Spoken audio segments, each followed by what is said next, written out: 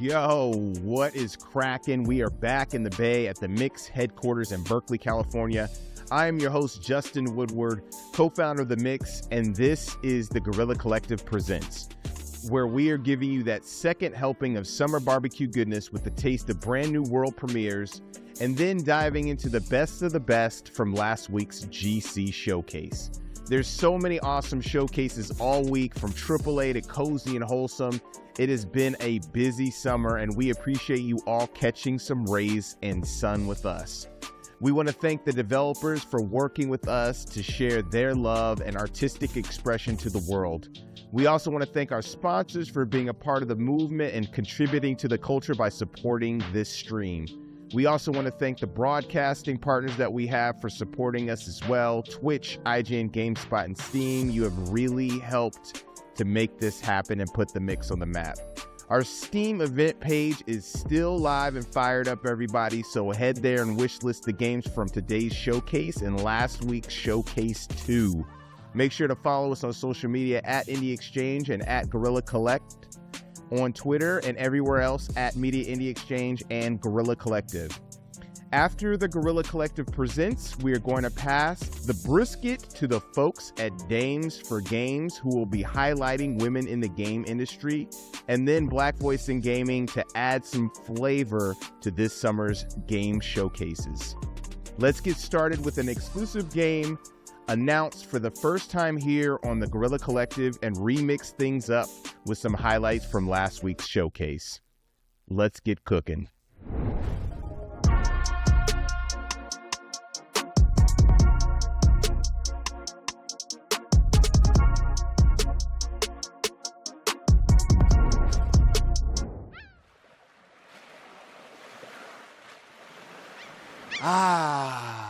Would you look at that? Just another beautiful day in Sprankle Water. Oh my. Oh, glorious. Hang on. Isn't that Terry, isn't it? I've been hearing a lot about you recently. So tell us, Terry, what's everyone fussing about?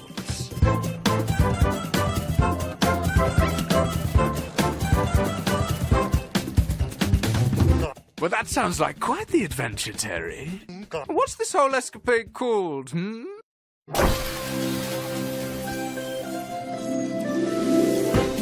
Ah, yes. Tiny Terry's Turbo Trip. I'll make a note of that.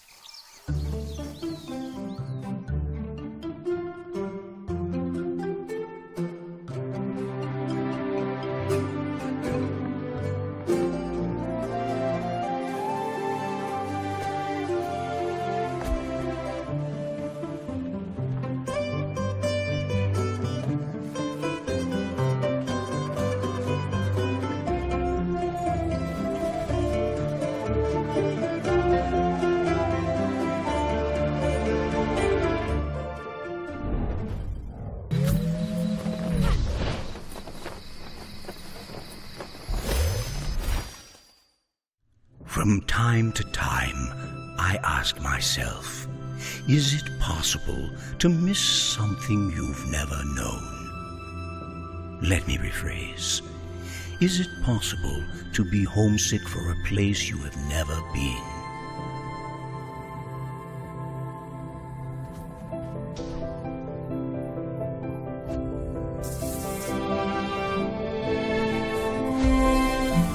I was born on Earth, but I think I have been homesick for Europa my whole life.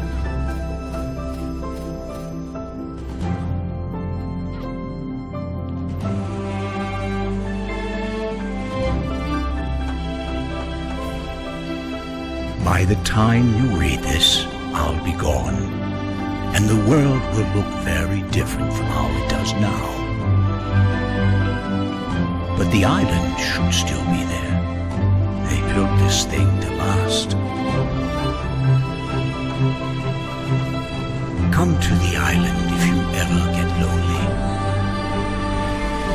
Come here and think of me.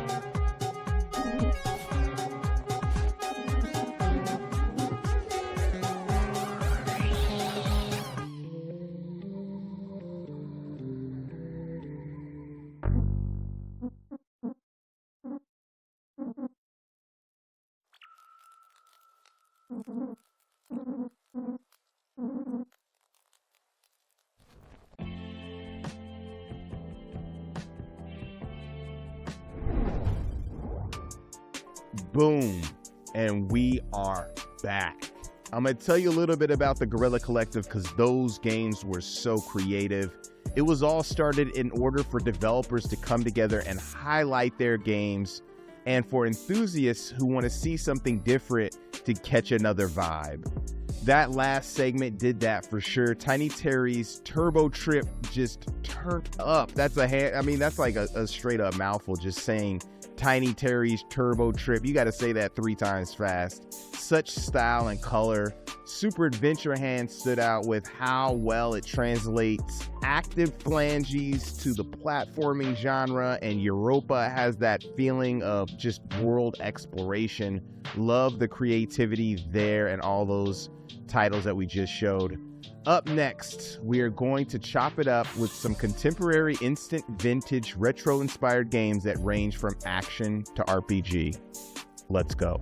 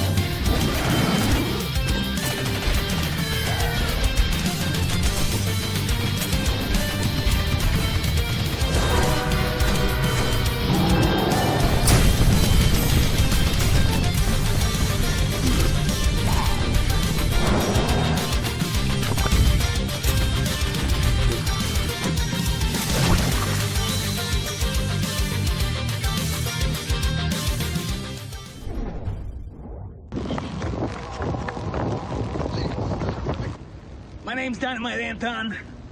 I'm Destruction Worker. Some people call me the Dynamite Man.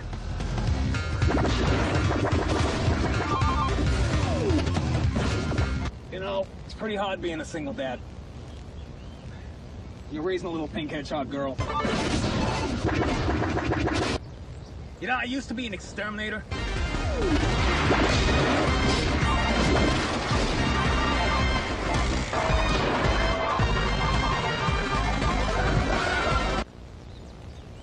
It was a really bad job. I would fall down sewers, fall down manholes, and I'd have to climb my way back up.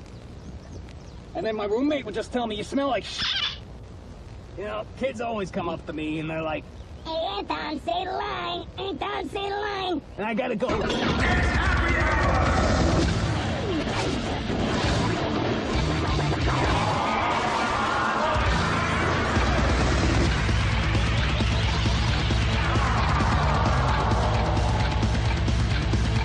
"Does anyone here want to buy Anton Blast?" It's time to paint the town red in Anton Blast, an explosive adventure coming soon to Steam and Nintendo Switch.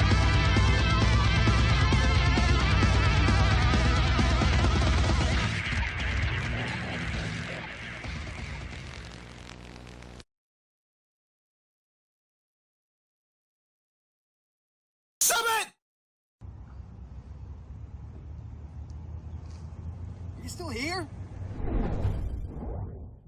Welcome to Crashlands. 2. Explore a world filled with wonder, mystery, and some of these things. And then slap them. And slap those too. Just slap it all. Except these. The great outdoors isn't so great when you've got no indoors. Best to make a home for yourself. But not just yourself, because loneliness sucks. So build a friendship, because that kind of ship won't crash. After all, if you're gonna make it on this planet, you'll need all the help you can get.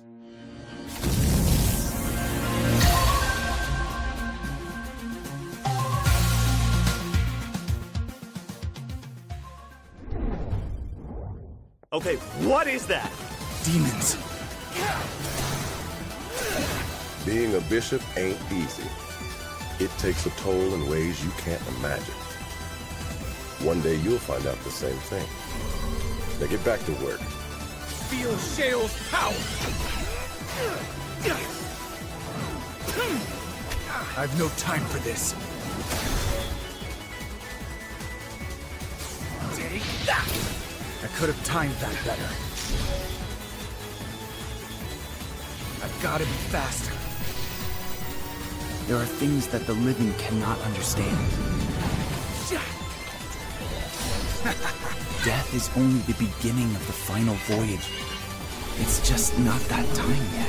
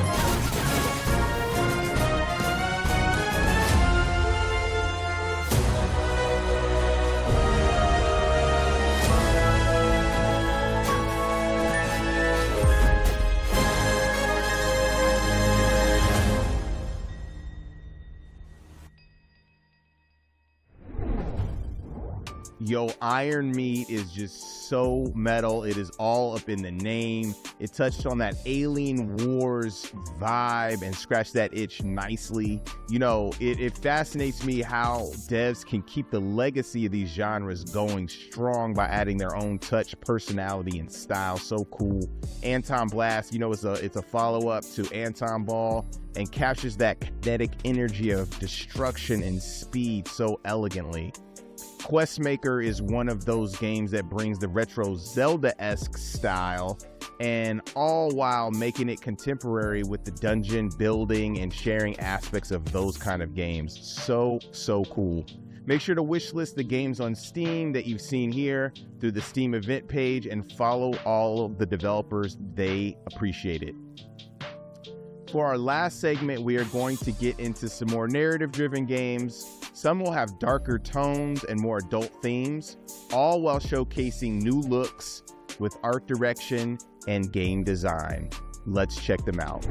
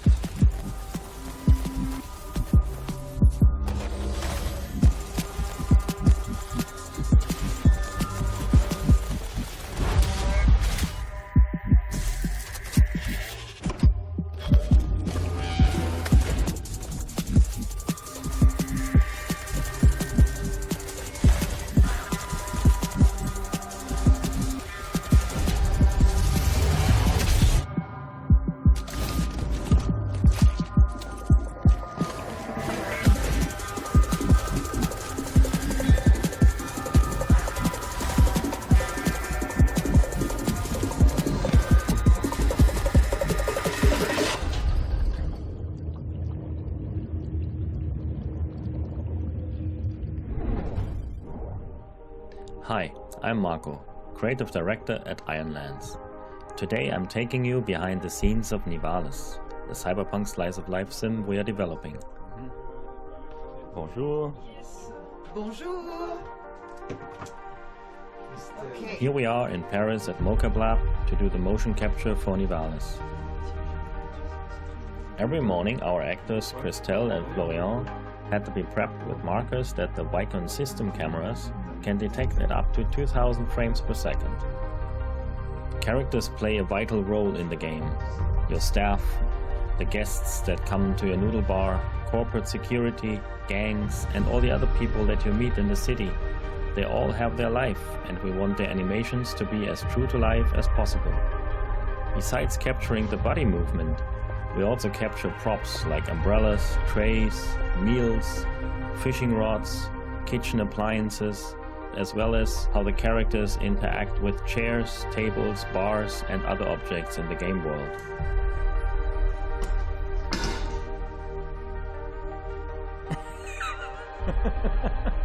Nivalis is a city that stretches from the ocean to the clouds. The entire city is flooded, crumbling from the pressure of thousands of buildings stacked onto each other over hundreds of years. Nivali residents call it their home. Our motion capture allows us to form more complex interactions with characters, as you make friends, enemies, compete with rivals, forge business partnerships, or maybe even find love. Nivalis is a city full of life, intrigue, and mystery. Thank you for joining me on this little tour behind the scenes. You can wishlist Nivalis now on Steam and the Epic Game Store.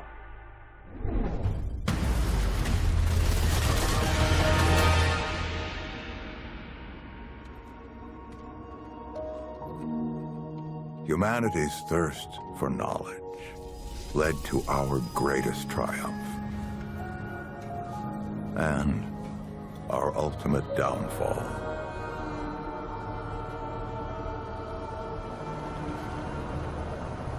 We opened the door to worlds beyond our comprehension. But from that door, an unimaginable evil called the Root slipped through and destroyed everything. A couple decades back, we dealt the Root a heavy blow. Bought ourselves some time. We rebuilt as best we could, licked our wounds and forged a path forward, step by step. But our time is running out. Everything is prey to the Root, and as long as they exist, we will always be hunted. That's where you come in.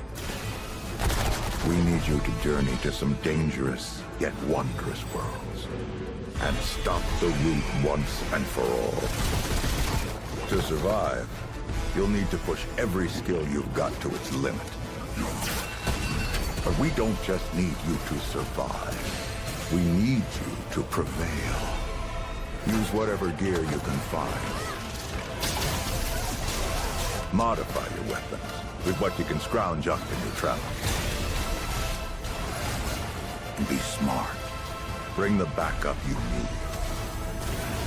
We're counting on your travel. Stop this infestation before it extinguishes the last flickering flame of humanity.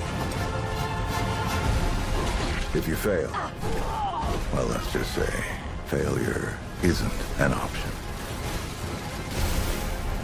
Our future is in your hands now. Without you, everything we know and love will fall to ash.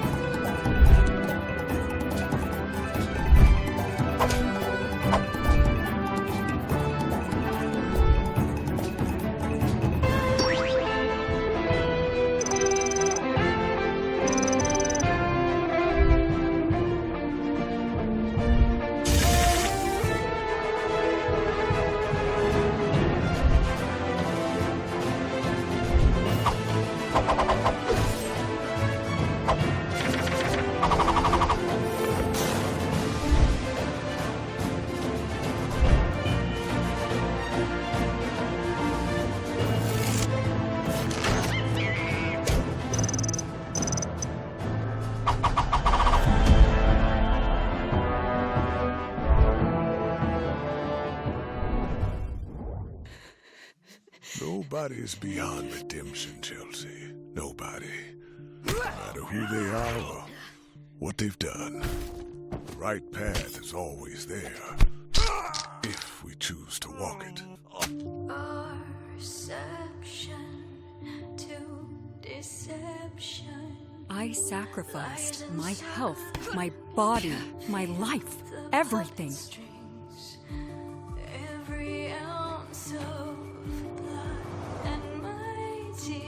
What do you want? My employers have a job for you. You ever heard of the Underground Fight Championship? Oh, the game is still being played, Chelsea. You just never realized it because you were only a pawn.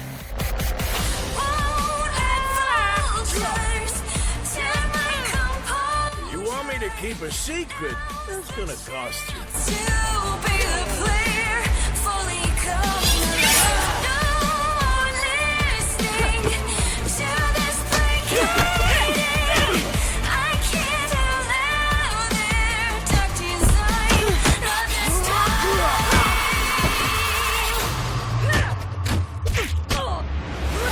I'm not a pawn anymore. Now I'm one of the players.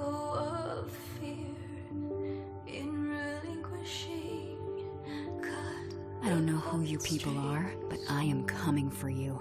We can be free. Still afraid of the dark, sis.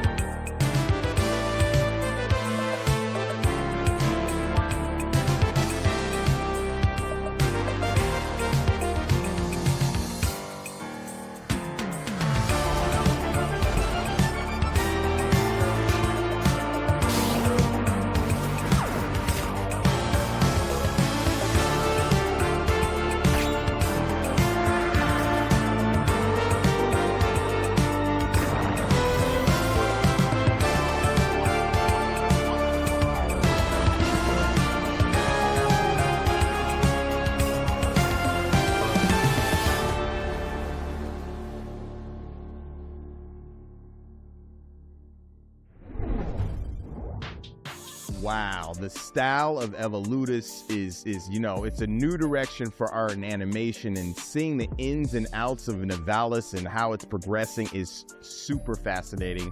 All of the games this summer were just so good. Thanks to all of the developers for sharing their babies and art with us. Such talented teams that are inspiring to current and next generation game developers and artists. Like, I can't even express it. Thanks to our sponsors for putting it down and supporting our events. Shout out to our broadcasting partners, Twitch, GameSpot, IGN, and Steam. We have more showcases, interviews, and in-person events coming up, so make sure to follow us for updates on Twitter at Indie Exchange and at Guerrilla Collect, and everywhere else at Media Indie Exchange and Guerrilla Collective. Make sure to tune in next for Dames for Games and Black Voice in Gaming. Once again, I'm your host, Justin Woodward, co-founder of The Mix. I will see you soon. Peace.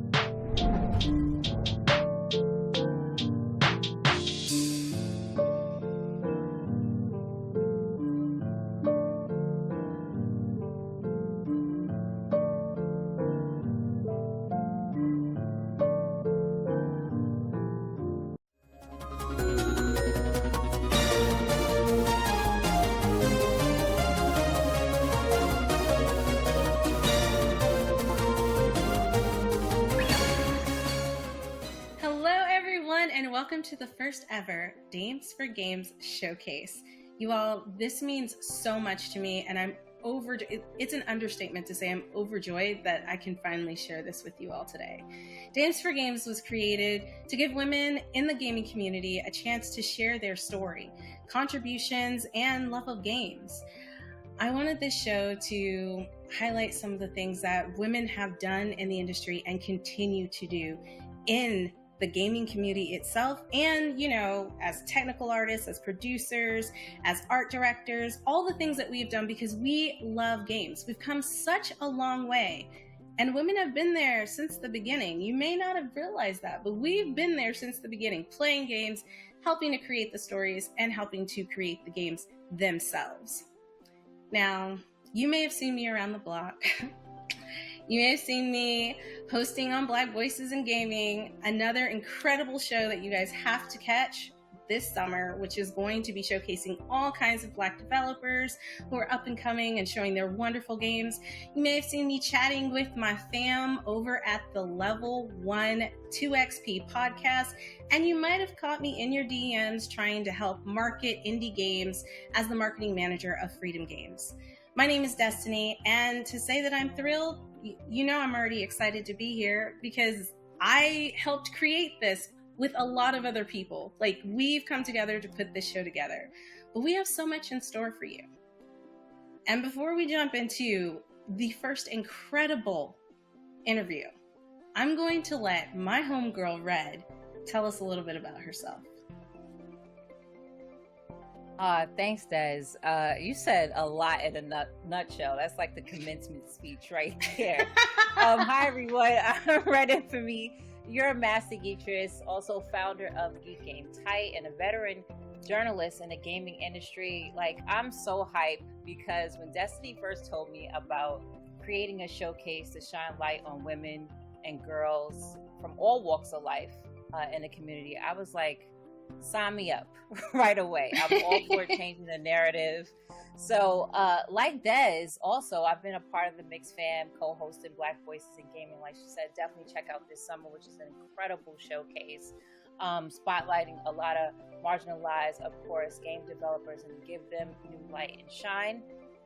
And now I have the honor of working with the Dames for Games team. I'm so excited about what's about to show in store. So we have a lot from the community, professionals, and also projects led by some amazing ladies to show today. So y'all stay excited just as long with us too. So all this could not happen without support needed to even make this come alive, from an idea to what we have fruition today. So Destiny, let us everyone know about our support and partners. It's my pleasure. So first of all, we would really love to give a shout out and a huge thank you to Freedom Games. They just made so much of this possible. They really know how to make a girl feel special. Also to the Mix team, who continues to make waves in the industry and honestly have been such a great influence and help. They've helped to create spaces like this, and I can't thank them enough. Kickstarter is out here kicking butt and taking names as one of the premier places to crowdfund and market your game and anything else you really have going on. Did you guys see what I did with the joke there? Yeah, comical genius. And also, last but not least, Experience Studios. They're the nonprofit organization that BVIG is under. That's Black Voices in Gaming, and soon to be Dames for Games, so that we can take on the noble cause to help provide funds to up-and-coming developers and all the support they need to create their games. Next, we'd like to shout out some partners who have worked with us to help market and just get the word out about this incredible showcase. Wings, an amazing organization working to help developers reach their dreams. Geek Game Tight. I believe we have somebody on the show who runs Geek Game Tight. Her name may or may not be Red Infamy. I don't know. Also, Otaku Noir, the creators of the first Blurred box. I don't know if you guys have ever had those mystery boxes where you sign up for them and get all kinds of goodies, but you need to check out Otaku Noir. They have some incredible stuff in their boxes. And last but not least, I said that twice, but Party Chat Podcast, such a dope scene over at Party Chat Podcast. If you haven't checked them out, it is a must. They will also be streaming our showcase. Huge thank you to Christine. She is incredible. Now, on to our broadcasting partners, who without their help, you guys would not be watching right now. So that's right. Let's not forget them. Twitch Gaming, IGN, Game Jolt, GameSpot, and Steam. You all are incredible because you help us spread the word about these initiatives and help us to create the change that we want to see. But before we jump right into seeing our first game and our first developer and talking all things good, Red, can you tell the people where to find us if they want to find out more information? Oh, indeed. So everyone, make sure you follow us on Dames for Games on Twitter, Dames for Games YouTube channel, Instagram, and TikTok. And last but not least, I gotta say it just like you. All the games that's showing throughout the entire showcase, make sure you definitely check out the Steam page, which is the Mix Revenge page, where you'll see a lot of Dames for Game titles, buy the available games that's already out, and make sure you wishlist them as well. It really helps the developers kind of gauge who's interested in their games, and you also get updates as well when it releases.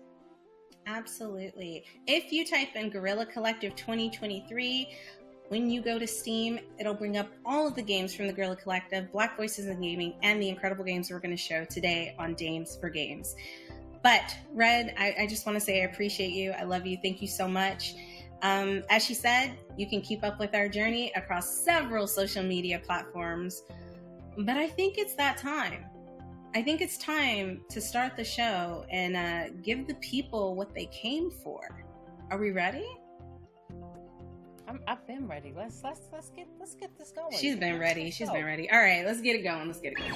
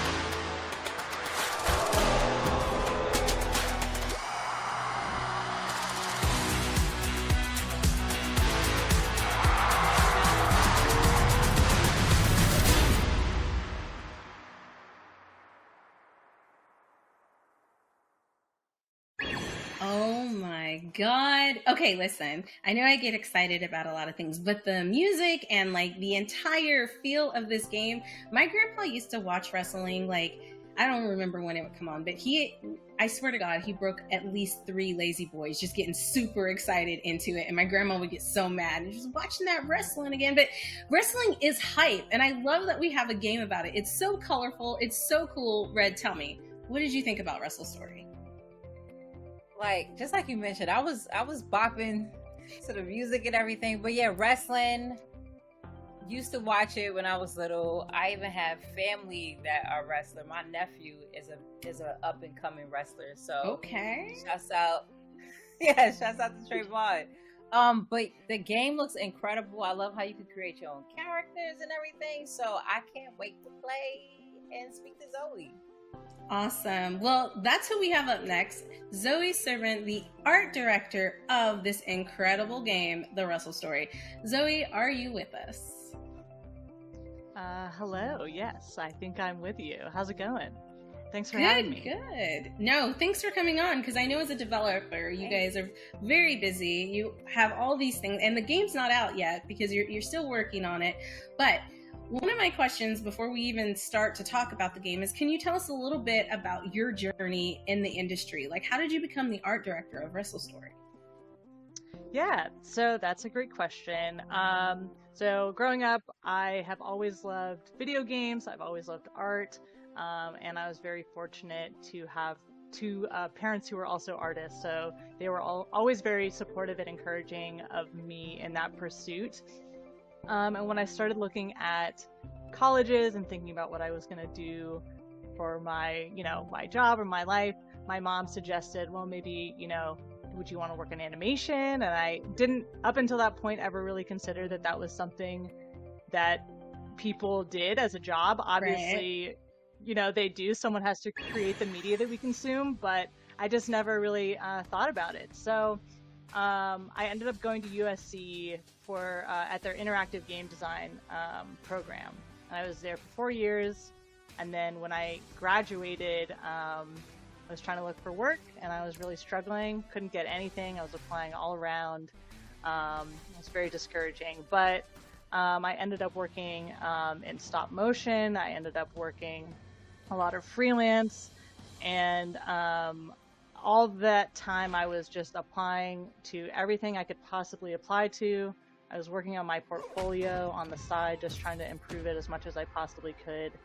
And eventually, I was able to get a job at an educational games company. And I worked there for a few months, or about 8 months, until an old classmate of mine from USC actually reached out to me and was able to pull me in at TikTok. So that was about 4 years ago. So I've been at TikTok for about 4 years. And I started as an associate art director and then eventually moved up to art director at the studio. So yeah, well, that's a little bit.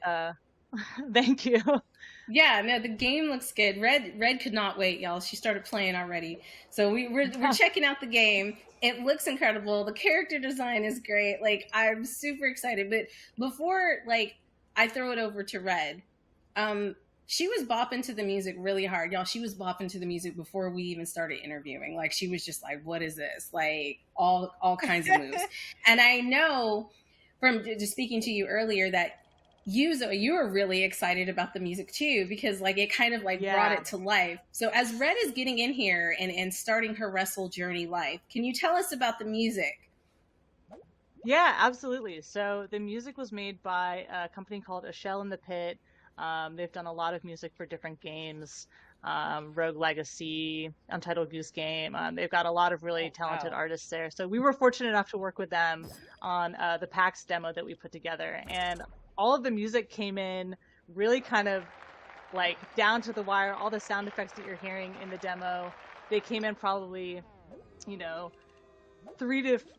3 weeks before PAX East. So we've been working on this, and then to hear the sound come in and to hear the music come in, I opened the build one day and I was like, oh my God, you're running around Paradise City, and it's it feels like this tropical place. It feels so good.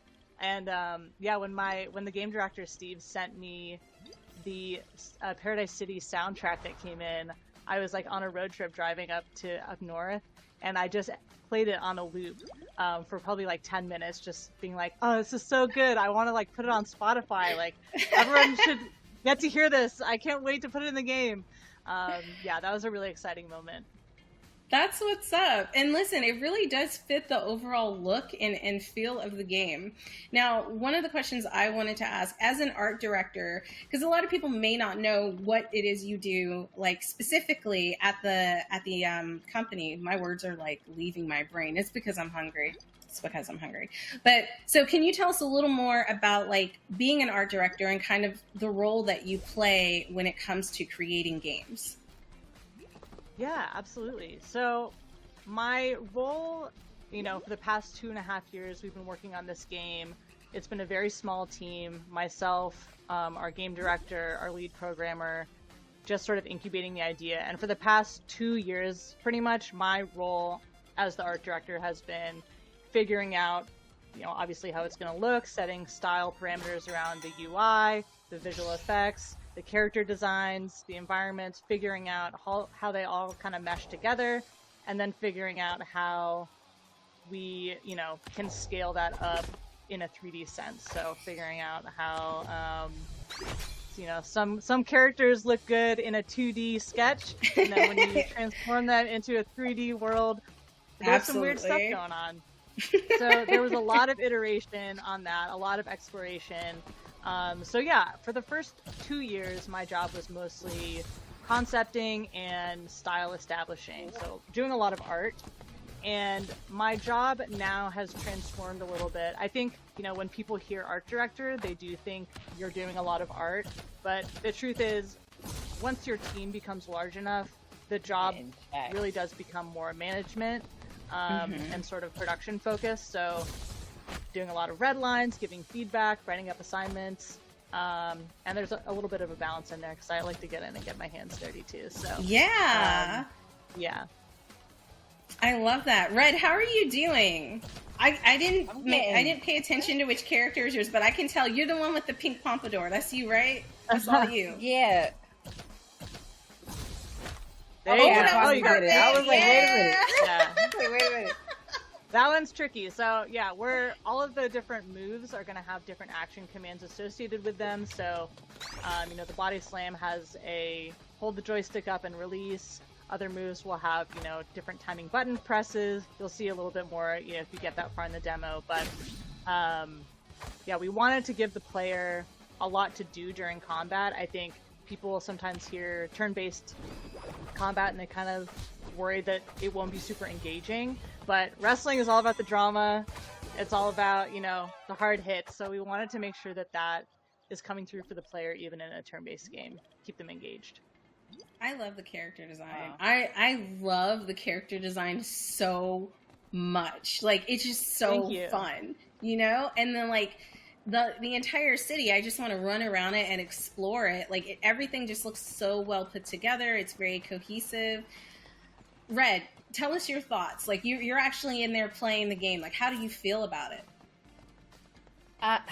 So far, like, even starting out, I love the banter already, and even the different dialogue that you can choose. I love when you can actually pick what you want to say. So if you want to be a little quirky, sinister, or just very professional or whatever, in a way you want to be with your dialogue, then you can. But I love how I look. I love that you can create your own character in some type of way. I love the skin tones. Y'all know I love, you gotta be melanated in some type of way. Gotta have some variety, so I love that people are able to choose what they want, and it is a different spin on wrestling games. So I feel like anyone and everyone can actually play it. So it's dope. Yeah, I do have a question, Zoe. So with animation, like, I have some friends that develop or make animation as far as with film. What would you say is some of the obstacles you had to overcome with being an animator? That is a great question. I think the biggest obstacle, and this is something that we're still kind of working through, figuring out, ironing out the kinks in, is, you mentioned the character design, something that you really liked. That has posed an interesting, some interesting challenges to us. Originally we had a lot of characters that were sort of a little bit more uniform in their shape, which makes it a little bit easier to have characters of different, of similar shapes, picking each other up and throwing them. But we decided that we wanted to really push and pull the proportions. You'll see characters that are really large. They got these giant shoulders, they got big heads, they got big feet. And they're picking up and throwing characters that are really small, maybe 2 to 3 times smaller than them. And figuring out how to get animations on one character to, a body slam on one character to look good on a body slam on, the same animation on a different character. That has been a challenge. But I think that, where we've landed with it is successful. But there's always something funky that goes on when you put a new animation in there and you're like, all right, let's try this on the big boss character and see how it looks. You never quite know. You're kind of crossing your fingers and hoping that nothing crazy is going to happen. But I think that's probably been the main obstacle for us is because we've pushed our characters so far design-wise. It does, it raises a couple questions of how's the animation going to look when they start throwing each other around the ring. Because that's really important. It's a wrestling game, Right. And it's looking, like, spectacular. And first of all, like, our interview times are always so short. Like, I always want to ask a ton more questions and get like really in depth with it, because there's so many things that go into creating a game, and we've only scratched the surface. Okay, guys, we've only scratched the surface, but hopefully we can bring you back. We can bring Wrestle Story back. And we can get more in depth about like other things that you guys are doing with the game. Now, I don't know if I can ask this, but I'm gonna ask it anyways. Is there like a time frame of a demo that's gonna drop so our viewers and others can check it out for themselves and experience the Wrestle Story? So currently we don't have a release date. The plan is, we are going to release it when it's good and ready and we're happy with it and we think that people will really enjoy it. We are looking for a publisher, so hopefully by the time this interview comes out, we've got, some fun updates on that. But, obviously external funding will really help to move that release date closer. But right now, what we're planning is PAX West is probably the next time people will be able to play the game. We're hoping to have, you saw in the demo, there was sort of character presets that you could choose from. We're working right now on an even more fleshed out character creator that's got a lot of variety in it. So hopefully I love the next time people play the game, we can showcase that. Yeah, and because that was kind of the biggest feedback that we got from people at PAX was that they just wanted to make their own wrestler, which is like totally fair. That's exactly what I want to do too. So yeah, I'm really excited to be able to show that off, and hopefully PAX West will be when we're able to show more of the content that we've been creating. Thank you, Zoe. So if you guys are going to be at PAX West, make sure to stop by their booth. They were at PAX East. It was incredible. I know we're running on time, but they actually had a wrestler stop by and people were losing their mind. Zoe, in like 30 seconds, maybe less, can you tell us a little bit about that? The wrestler who stopped by to play your game.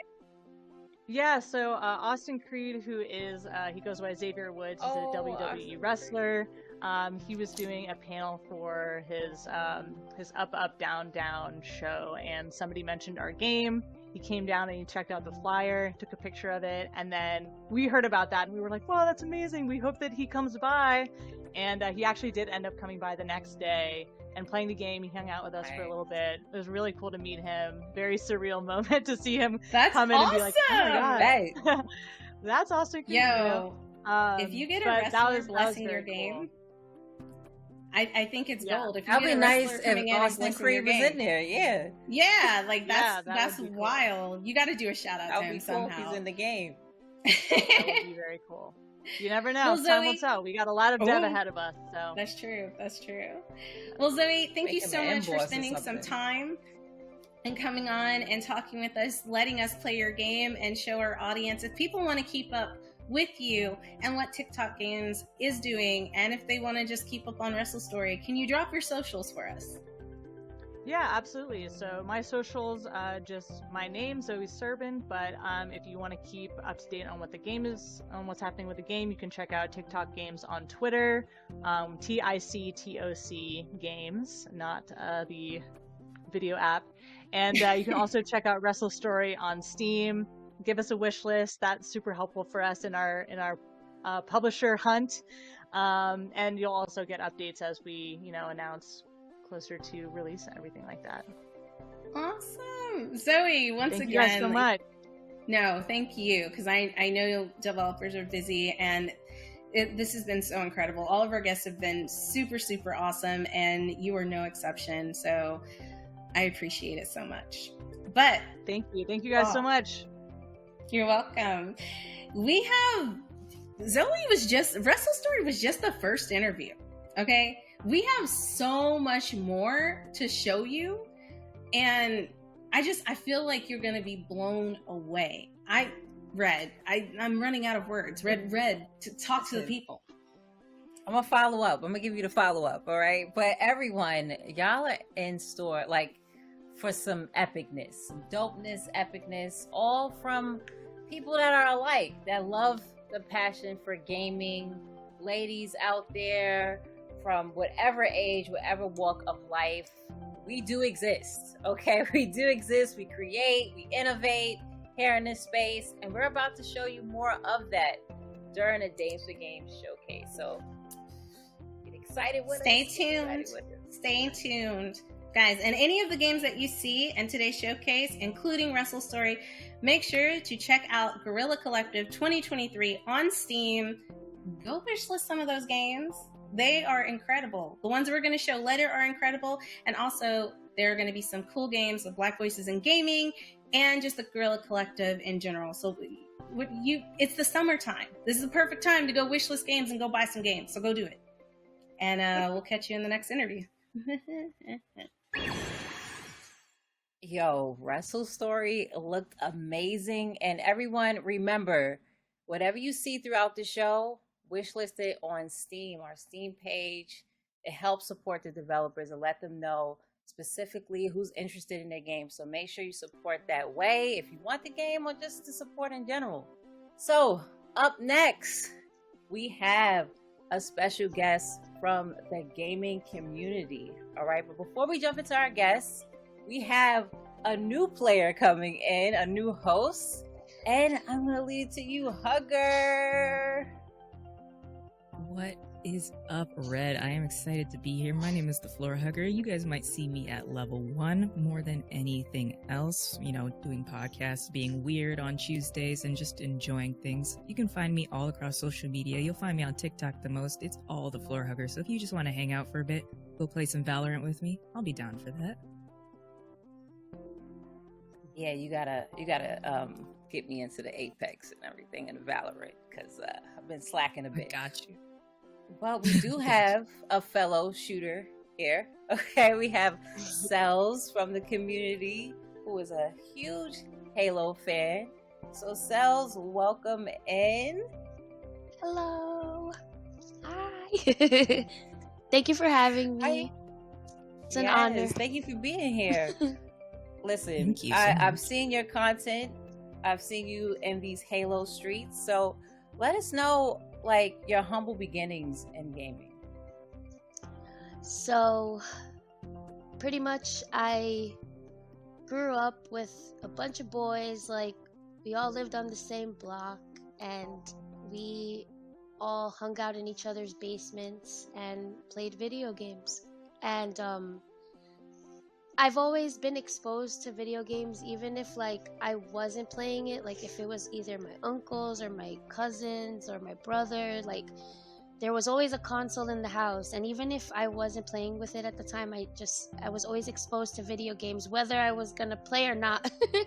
But luckily for me, I got into it, and I ended up making friends growing up who were the big reason why I got into Halo, and we ended up just always hanging out in each other's basements, eating pizza, and hanging out till 3 in the morning, doing system links and stuff.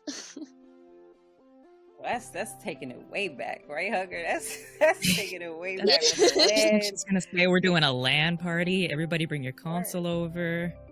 Yup, we all had our book bags with our Xboxes in it and stuff.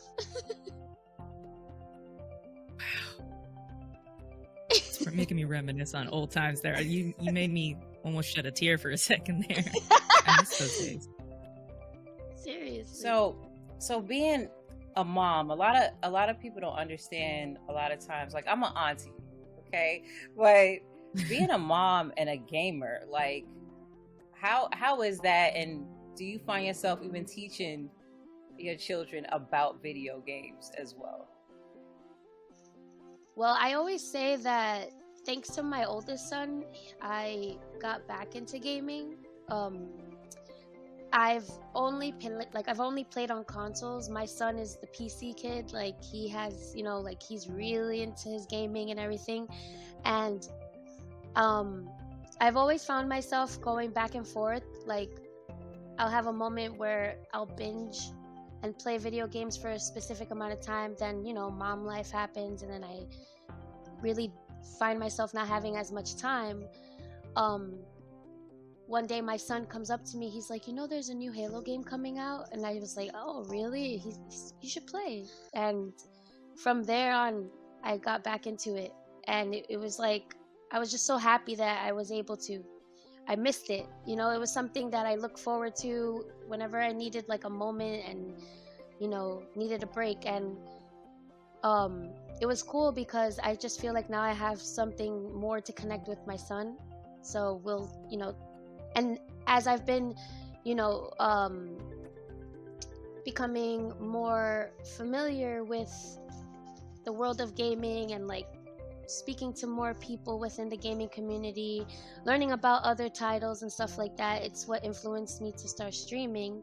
And I thank my son for it. He was like, Mom, you should just get back on and play again, because he's always seen me dabble at video games here and there since he was a baby.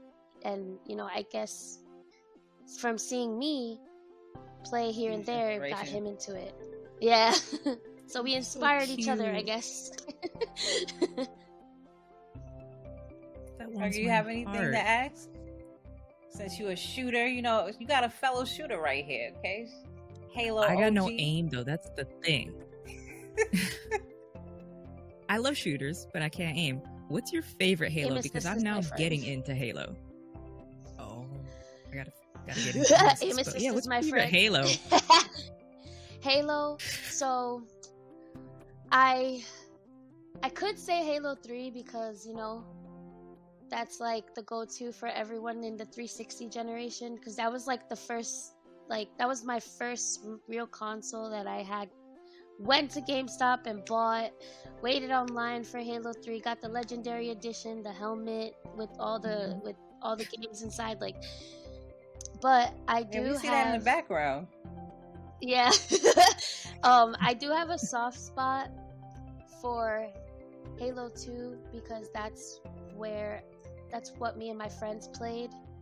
And then story-wise, Halo 4 has my heart. I sobbed immensely when I played that campaign. So I don't know, I like all of them.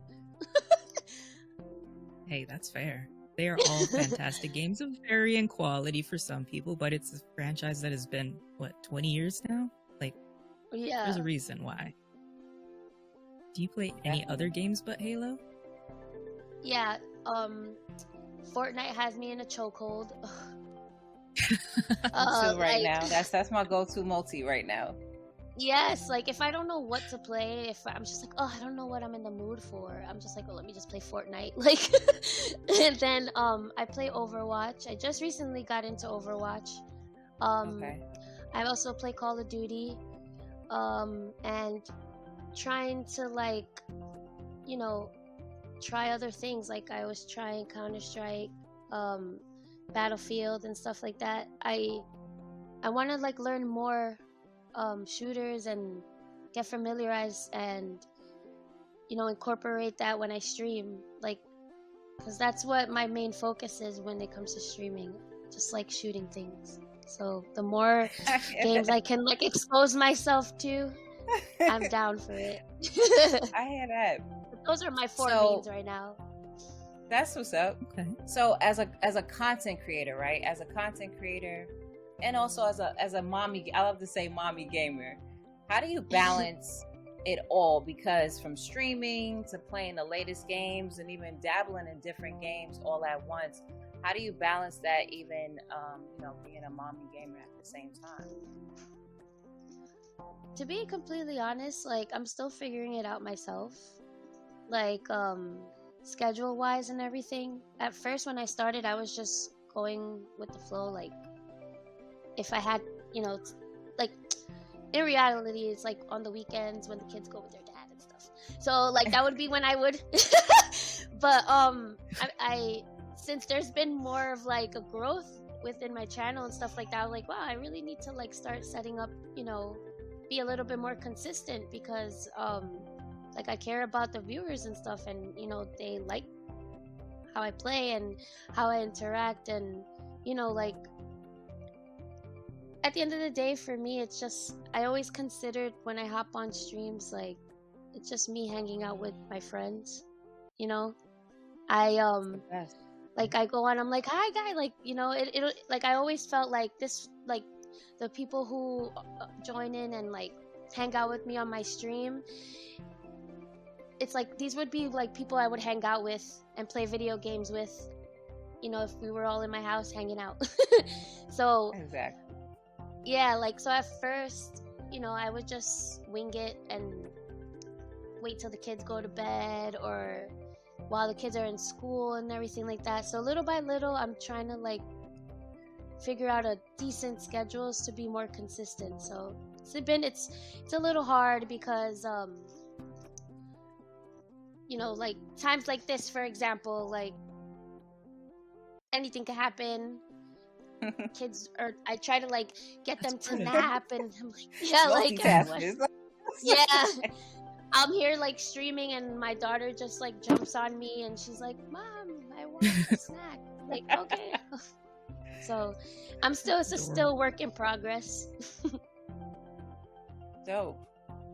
So have you introduced like any games like to your twins? Because you mentioned you have twins as well, and they're younger than your eldest. So have you introduced or played any games with them or got them involved too? Angry Birds. I feel like that's the go-to. Like, yeah, I say it. She's like, Angry Birds. Like, yeah, that was. That's adorable. I know. Like my son, that was his first game, and he was like all about it. Had all the plushies, had books. Like, I think I have one of his old books here from when. If they want to join, they're more than welcome. If they want to join, oh, one of the I have one of those.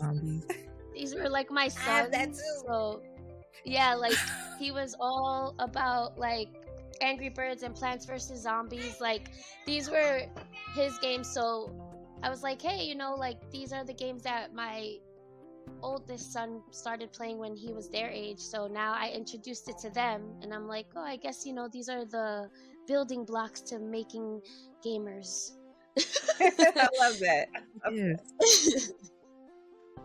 Core memories right there. That's adorable. And Thanks. You are adorable. Your kids are adorable, and just sitting with you. you right now makes me so happy. Thank you.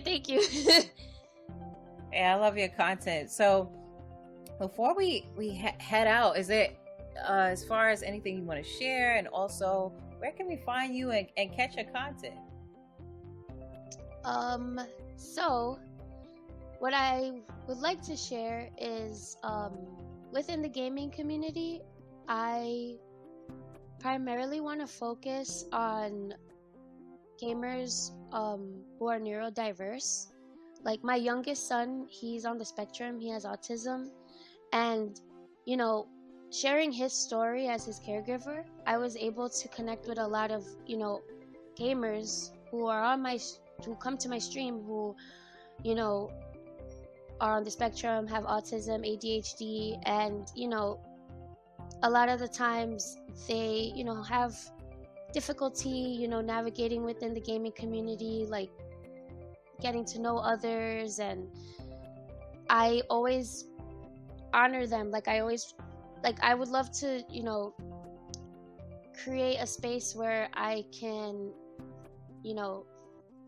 show off different neurodiverse gamers who aren't afraid to share their stories on mental health and stuff like that. So that's one thing. And also just connecting gamers that are moms, and the same way, like, how do like talk and vent about mommyhood and about games and stuff. It's just like, I just want to build a community of people that I can relate to, because I, as a neurodiverse mother of 3, it's like the best way to connect with others is to find people who are similar to you and build like a family. That's amazing. Yeah. Listen, you have a family here as well to help you do that here at Days for Games. So just let us know. And as far as your Twitch and your Twitter as well, is it all I Am Cells? Yeah, everything's the same. My Instagram, my Twitch, my Twitter, my YouTube channel, everything's Hi I'm Cells. Nice and easy. Oh, y'all heard it, everyone. So y'all definitely check out Oh, Cells. TikTok too. TikTok too. I need to work on TikTok. Yeah. So we're gonna have to talk. Come on. TikTok as well. But thank you so much for joining Hugger and I and being a part of Dames for Games. So thank you so much, and sharing your story and letting us know how you started, your humble beginnings, and also your family that you got involved with gaming as well. Thanks so much. Thank you again. Thank I you. really, really appreciate this opportunity. You guys are amazing. You're amazing. You're amazing, honestly. Thank you. So Hugger, what you think so far? Like, we got Cells I don't know how on. she does it. Listen, Like, salute to Cells. Okay, we just gonna say salute to Cells. Because that's a lot. I think a lot of people don't understand balancing family and also doing your passion as well. So shouts out to all the mommies, the aunties, the grandmas, the TTs, the tias, and everyone out there every woman that try to out there balance it enjoying all. games right now. Exactly. Exactly. It's not easy because she's just trying to have fun too, and we can speak from us. Sometimes gaming, it's hard. It's hard to have fun, find fun, and the fact that she's done it and is bringing her family in, that's admirable. That is so adorable too. And she almost brought a tear to my eye, Red. Like, her kids are so cute. You got the glasses to kind of, hide everything. The little Nobody can tell when I'm kids and crying. stuff. There's a reason for the glasses. Nobody can tell when I'm about to cry. So I need that. So we have some more. Incredible people heading up next. So Hugger, share what we got.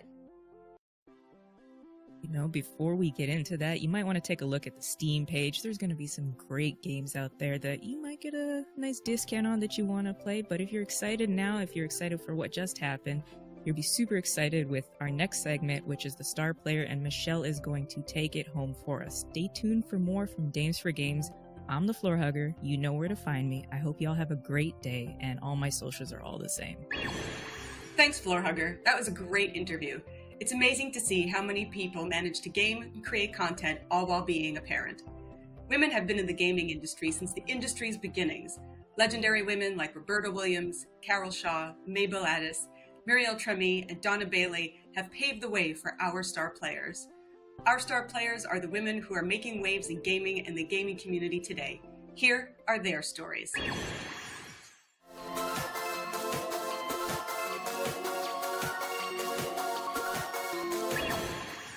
You are now rocking with the hostess with the mostest. This is your girl, the natural hair gamer, Janae Benet, and I'm a games journalist in the industry. Anything that has to do with diversity, inclusion, bringing in more women, bringing in more Black people, you can always find a trace of me. I actually wrote a book, an ebook that helps games journalists or aspiring games journalists be better at their craft or get into the profession. So I shared all of my tools with you guys. Anything you want to know is in that book. I'm currently working on a documentary about women in the gaming industry worldwide. So I just got back from Europe talking to all these amazing women who work in the games industry, not just as programmers, but artists, release managers, jobs that we probably never even heard of. The point of the documentary is to educate, inspire, and inform to let women of all walks of life know that they can be a part of the gaming industry. So I can't wait to share the full documentary with you guys. So until next time, game safely. Hi, my name is Ami. It's so nice to meet you. I'm a visual narrator with a background in illustration and game design. On the side, I like to make videos from my streams where I play indie games for all my loved ones and friends to watch. In general, my interest in games kind of comes from the love of the fact that there's so many levels of collaboration in this art form, from when you make it, from when you want others to play it, and then when you want to play it with others to share. I think, though, when I play games, I really enjoy the fact that I'm able to explore another world and really pushing those limits of what the game already allows me to explore, and really just like enjoying the narrative that another person's trying to tell me. It's, for me, a very beautiful form of storytelling, and I think that I'd love to hear more of other people's worlds and perspectives. It was so nice to meet you. I really like Mario Kart. It's like the best game ever. Hello, my name is Buff Garden. I'm a full-time variety streamer on Twitch, and I've been streaming for 9 years, well, just about 9 years. Gaming has always been a hobby since I was born, just absolutely been passionate about it forever. As long as I can remember, it's brought me and family and so many friends together, and I absolutely love it. It's provided me with a job that I've done on Twitch again for 9 years, which I'm so grateful for, and just brought me so many amazing memories, and has really brought me and a bunch of new people and new friends together. And I'm just so grateful for what games have done for me. With Twitch, I was able to move to Australia and pursue my dream of living here, which is so amazing. And clearly is just, like many people, provided me hours and hours and hours of entertainment and joy. My name is Zelda Oakley, and my mom's a game designer for Freedom Games. And I love games because I get to play with them, with mommy and daddy. My name's Aziza Brown. I am the CEO and founder of Dynamic Focus. We are an esports team that has been in operation since 2016. We focus on fighting games, we have been traveling, and also we have been working with different content creators to grow their brands and make them more acceptable for the marketplace so they can grow and be an entity of their own.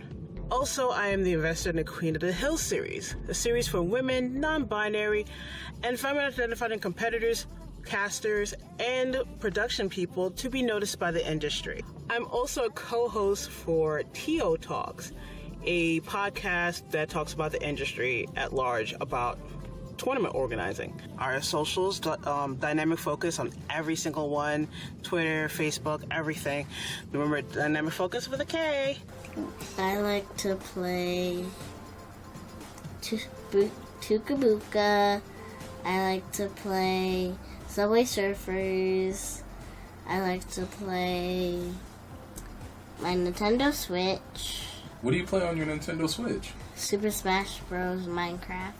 Oh. And I play Coffee and Minecraft. Do you guys love video games? Yes. Yeah. Do you guys want to play a lot of them? Yes. Hello, my name is Kay, and I am a co-founder of Otaku Noir. What is Otaku Noir? Well, we are a quarterly subscription box service. We created this during the height of the pandemic because we miss visiting Black creators and creators of color at the local conventions. So we decided to create a service where these talented creators can have their work shared with our audiences. Speaking of our audience, we are so lucky and so happy to be teaming up with Games for Games and Black Voices in Gaming to give our subscribers a lot of awesome merch that you honestly don't want to miss out on. This is to promote our September gaming box. One more kicker. One lucky subscriber will win a really great prize. So stay tuned for more details. Hey, my name is Ksenia. I am originally from Minsk but currently living in Batumi, and I'm the creator of Flawless Savvy. I have a really diverse range of interests, including drawing, crafting with different materials, cooking, playing various instruments, and gaming. Art has always been a significant part of my life. I have acquired skills in drawing, graphic design, composition, animation, game design, and I continue to learn new things every day. The question of why I love games is really important to me as it relates to how I perceive art. As a player, you are not only an observer, rather you become an actor on a stage alongside other participants who can help you or manipulate you, and even be real humans just like you. When developing indie games, it is more likely that you have to be a generalist to some extent. Although my strongest suit, I think, lies in art direction. Being a team leader is a really hard work, but love what you do what you love, and everything will fall into places. There are many reasons as to why I love gaming, but one of the most important reasons is the ability that games have to transport us into a different experience. It makes us laugh, makes us cry, gives us different perspectives, provides an opportunity for us to connect. And that's what I love about my community, or the gaming community, is the ability that we can have to connect with each other, to laugh together, to cry together, to rage together. And sometimes it brings up topics and conversations that I think need to be had, and games provides that. I love meeting with my community each week and just connecting, and games provides that. Hey, my name is Jessica. I am the PR director at Uber Strategist, a PR and marketing agency serving the video game, tabletop, and technology industries. I've been gaming basically since I got my first Super Nintendo console. I don't even remember what age now, but yeah, gaming's been one of my biggest passions in life ever since. I met with developers as media, and was just really inspired by their passion for their projects and their hard work and just all the blood, sweat, and tears that goes into their work. And I decided that I wanted to be on the other side of that, helping them make their projects a success. And ultimately I landed at Uber Strategist, who I have to give big props to, just for enabling me to become the best version of myself and make a living doing what I love to do in a leadership role that I never thought was actually possible for myself. Women just have such an important role to play in this industry and bring value to any team fortunate enough to have them. And my message to other women and girls that aspire to find a career here: you can do it. You can absolutely do it, and don't settle for anything else less than you deserve. So thank you for the amazing team at Dames and Games for having me. This was a lot of fun, and I'm so excited to see more women join this industry and make it bigger and better than ever. Hi, my name is Quinn, and I'm 8 years old, and my favorite video game so far for right now is Legend of Zelda Tears of the Kingdom.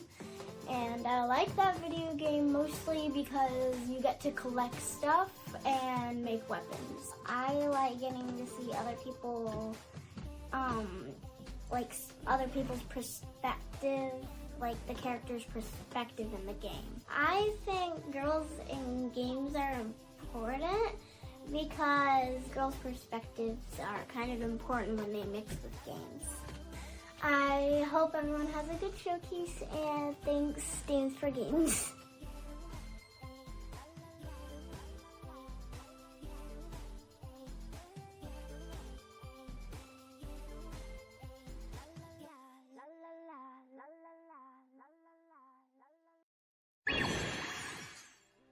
That was really great.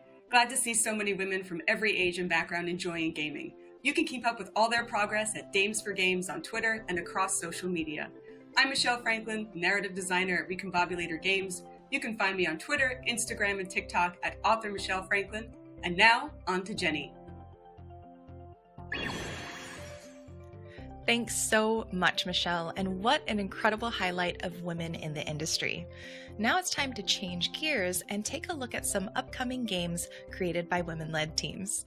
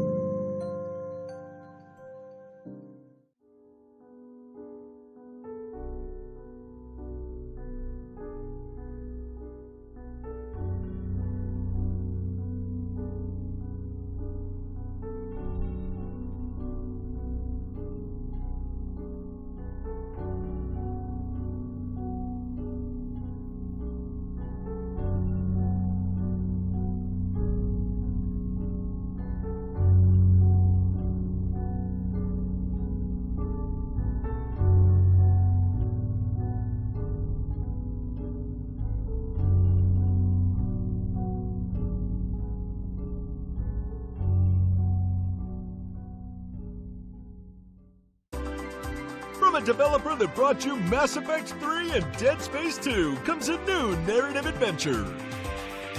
Explore worlds filled with carpet-based life forms. Meet the crew of the intergalactic cruise ship Princess Andromeda. And help the galaxy's greatest space cat detective stop a shape-shifting jewel thief before it's too late.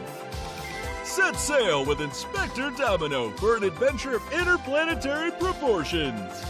In Spaceboat!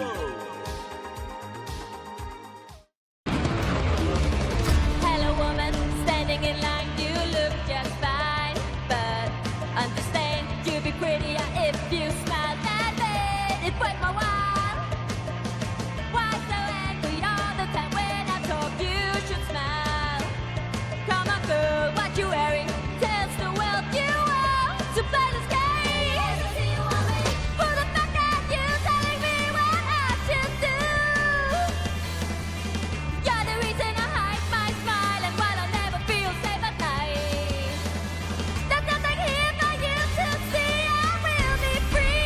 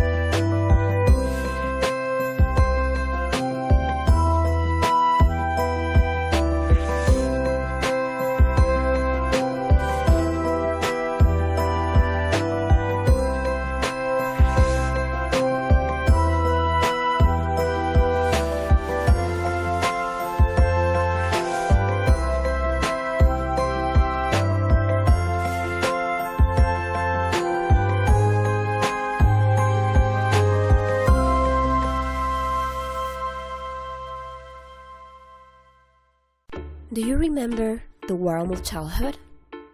How it felt to have knee bruises and pine needles stuck in your fingers?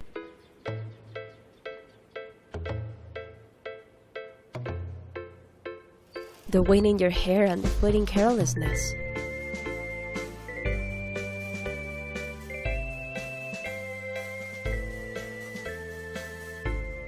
But also, overcoming the difficult times and injustice. Building friendships that last a lifetime can be tricky, but don't be afraid, my little pie.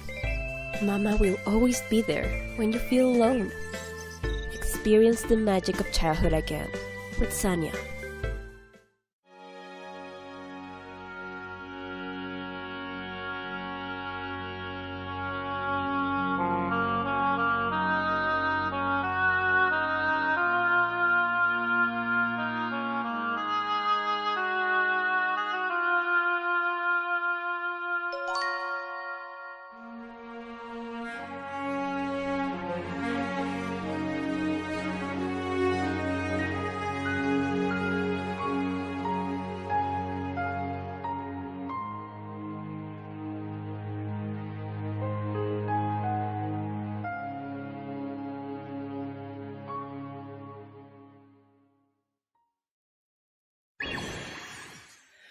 Phew, a quick breather before we dive into some more games. Remember, one of the best ways to stay updated on titles that you're excited about is to wishlist them on Steam. It's good for the developers and can help make sure that you don't lose track of the final game when it's out and ready to play, because you'll get a little notification when it launches. Ready to fill up your wish lists? Well, stay tuned because part 2 of our montage is ready to go, and we've got lots more to share. Windspell, the crafter's paradise. You still can't believe that you finally managed to open your own storefront here. Hello? Groundskeeper Bellin, please. Or better, just Bellin. I understand that you offer smithing services here. You're not sure what exactly you're going to sell yet. That, you reason, depends on what the customers ask for. You're flexible. Less flexible is the feeding schedule of your pet owl cat, Meow. Well, let's have a look.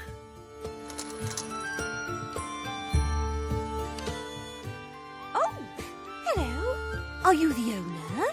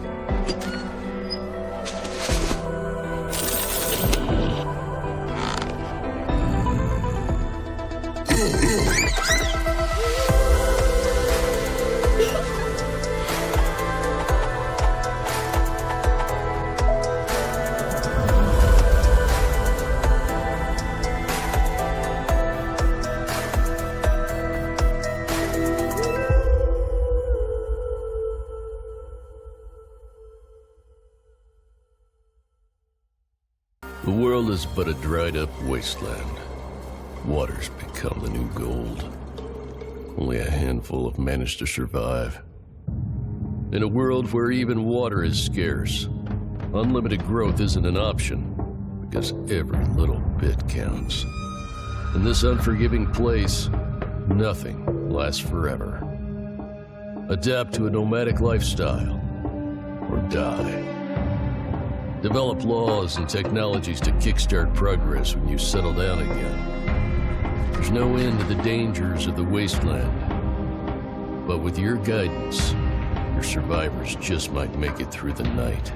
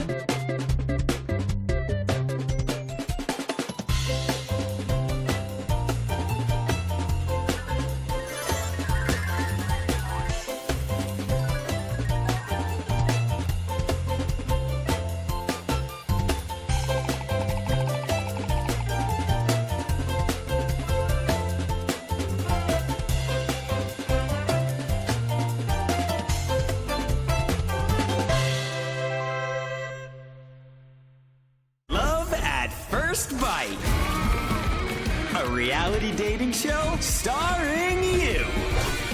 The world's sexiest monsters will compete for your affection. What's the worst that could happen?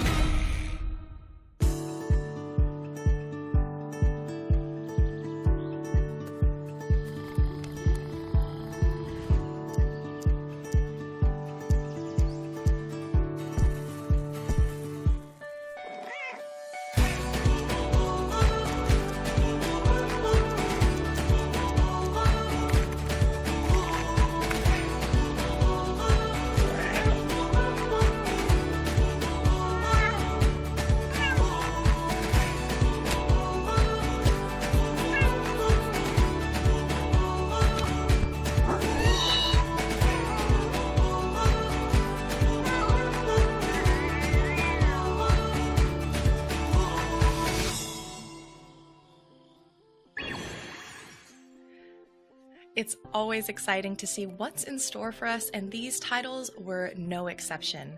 A huge thank you to all of the teams joining in for the festivities of Dames for Games. And if you'd like to stay on top of what's happening in the indie world and discover more indie games, please feel free to follow me at Kimchika on TikTok, Twitch, and YouTube. And a major thank you to the Dames for Games team for including me in the fun and festivities. Now, let's check back with Red and Destiny to see what else they've got in store for the rest of the show. Big shout out to all of our star players who let us share their stories. We truly appreciate it. Michelle and Jenny were absolutely fabulous.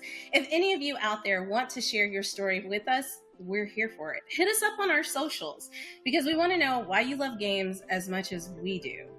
And you just might be featured in our next showcase. But before we get to our next guest, I can't believe we're already halfway through. Can you believe we're already halfway through? Like, Red. I want more. Like, we have more, right? Because we have more. We have a lot more. But before we jump into like our next guest, tell me, what did you think about the trailer montage? That was 16 games, son. 16 games that we showed off. What'd you think? A hot 16. Hot 16. I thought it was incredible. I love seeing it. Was a great diverse bunch of games too. Absolutely. Like something for everyone. And that's what I love about our showcase is that not only of course is representation of all women from all ages, all walks of life, but then we get to see the diversity of these women-led projects as well, because a lot of people out there still, it's 2023 and they still think that women are not passionate about games, that we're not creators of video games, content creators, competitors, you name it. They just think we just play Candy Crush and that's it.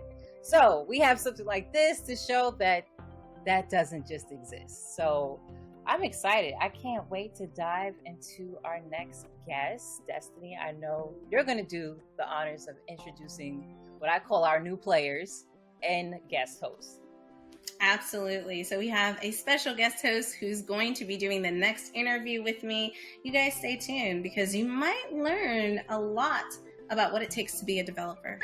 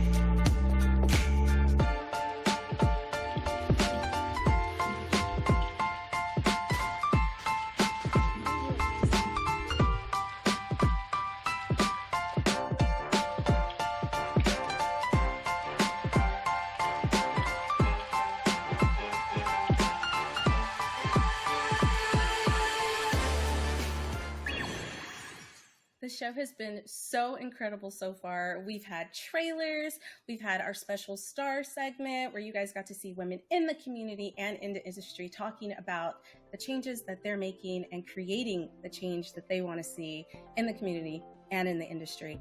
But we still have a whole bunch more to go. I hope you enjoyed the video that we just showed you from the Wings Foundation. They're incredible. They are, you know what? I'm not gonna jump into it. I'm not gonna tell you what they're going to do. First, I'm going to get us over to our new guest host. I'm gonna let her introduce herself, and then she's gonna introduce our guest to talk more about what Wings does, because she's the expert, and you know, it's her world. We're just living in it. So go ahead, Miko. Hi, I'm so happy to be here. My name is Miko Charbonneau, and I've been in the game industry about 9 years, mostly as a game designer in AR and VR, and on games like Minecraft and some smaller titles. And right now I run the studio Pretty Smart Games, which you can find out more about if you go to prettysmartgames.com. But enough about me, let's meet Karina Diaz from Wings. Karina, are you there? Hi. Hi. Hello. Hi. Great to join you. No, thank you. Thank you for, I know you guys are very, very busy, so thank you for coming on. And like, we want to jump right into it. Wings has done so many amazing things for women in developing and marginalized voices. Can you tell us a little bit about yourself, how you got started with them, and kind of like what you guys have planned for the future? Because I know you're doing big things. I would love to. So thanks for having me. My name's Karina Diaz. I work with Wings on many, many different projects, but everything that has to do with communications. So that's kind of my specialty, and why I'm happy to be here with you today. I'm certainly keen to talk about what Wings does and how we've grown over the last few years. I think for myself, I joined Wings in 2020 when it was just a concept that was born out of the GDC Relief Fund. You may have heard of it. Due to COVID, it was started. And as a result, we found there were a lot of developers in need, and specifically women developers who were in need of funding and support, all kinds of resources. So that's really where Wings came from. I joined, as I said, sort of early on, and since then we've gone on to do really amazing things, work with lots of great teams, and plan some really special events that I think we'll talk more about today. Yeah, definitely. One of the things that I wanted to ask you about, and then I'm going to throw it over to Miko because she has some incredible questions coming from a developer side. But I know, and this will be a great segue, I know that you've been working with Netflix to kind of start this program that also helps up-and-coming developers. Can you tell us a little bit about that? Absolutely. So this is the Elevate program that I think you're referencing. It's the second time we've done an Elevate program, which is intended to be a bit of an incubator for gender marginalized devs to refine their pitch, get their project sort of ready to show off. So sometimes create a prototype or polish a prototype. And the current version of Elevate is sponsored by Netflix. So we've put a focus on mobile games. I think most people know, this is sort of a hot and up and coming area of the industry. It's something that increases accessibility for a lot of people. So we're really keen on mobile games, even though it's something a little bit new in terms of a focus for the Elevate program. The program is going to take 10 teams. It gives them a financial stipend of $10,000. It gives them mentorship, support, connections in the industry, really everything that they would need, I think, to again, sort of get a project ready to take to that next stage of funding or publisher support. And that's very much in line with what we do at Wings. We try to give that sort of holistic support to our teams, not just money, but also the connections and the mentorship that really make a big difference in this industry. See, that's incredible. Like that is really what we should be doing. And you're right. Like, I know so many people, like, they don't consider themselves gamers, but look, if you play games, you're a gamer, right? Like, we don't even need titles, but so many 100%. people, like, right? Coin. So many people, yep. So many people play games on phones, and some of the games that come out on phones now and on mobile are incredible, like so well done. And I love that, like, you guys are really encompassing them, because I feel like a lot of people a lot of developers who are making games on phones and mobile, like, they kind of get, I don't know, they kind of get a little shade, right? So I think they do. Yeah. And there's a lot of great games that will end up No, and there's a lot of great games that will end up on phones in the future. Games that you're probably used to seeing on a console or a PC that are now being ported into a more accessible and portable format. And there's absolutely nothing wrong with that. I think anytime as a developer you can have more people experience your game, and whether that be more people, you know, in terms of your sales numbers, or just more people all over the world, like a diverse group of fans that you can build for your studio. Yeah, that's where the mobile advantage lies. And, you know, having said that, obviously we're still looking at funding PC and console games at Wings. That's a huge focus. But the Elevate program does, sort of open up the door, I think, for some of the developers who are looking to explore the mobile market. And obviously with a sponsor like Netflix, they're going hard and heavy into games, and we're really, really excited just, you know, to have their support for women. Love it. And shout out to Netflix. Y'all are doing the work. Thank you so much. Like, that's what's up. Because when I first heard about it, I was like, yo, Netflix is in on this? Like, that's dope. Yeah. But I should mention too, we've partnered with Code Coven on it, who's a great organization in the UK. If you haven't heard of Code Coven, please go check them out. So Wings, you know, we really seek out partners in the industry who share our values and, you know, can make real opportunities happen for marginalized developers. That's our mission. You know, diversity is the key. Like, everybody plays games. It's not just a one person or one group. Like, we're all playing games, which is one of the reasons why we put this showcase together. But I'm going to stop talking. I'm going to throw it over to Miko because she has some very specific and wonderful questions. If you guys are developers watching this, like, please tune in, because Miko, like, the list it's long, but all the questions are important. And I just know that wasn't to throw shade. I wish we could ask all the questions. So I had her like put the most important ones. Look, I like but to guys, over-prepare, okay? Listen, I am right there with you. Bring it on. I am right there with you. As a small indie dev, I wear many hats, and one of them is executive producer. So I have to be prepared for things I do. But yeah, Karina, that's awesome. I actually play some of the Netflix games, and I've been really impressed with their platform. So I'm really excited about this program.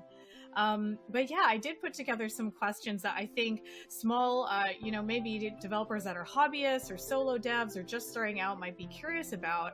And to start off, I was wondering, when you get a pitch deck at Wings, what are some things that we can do to make our pitch deck stand out? Like, are there some things that you wish we did more, or that maybe people who are new to pitching don't always think of?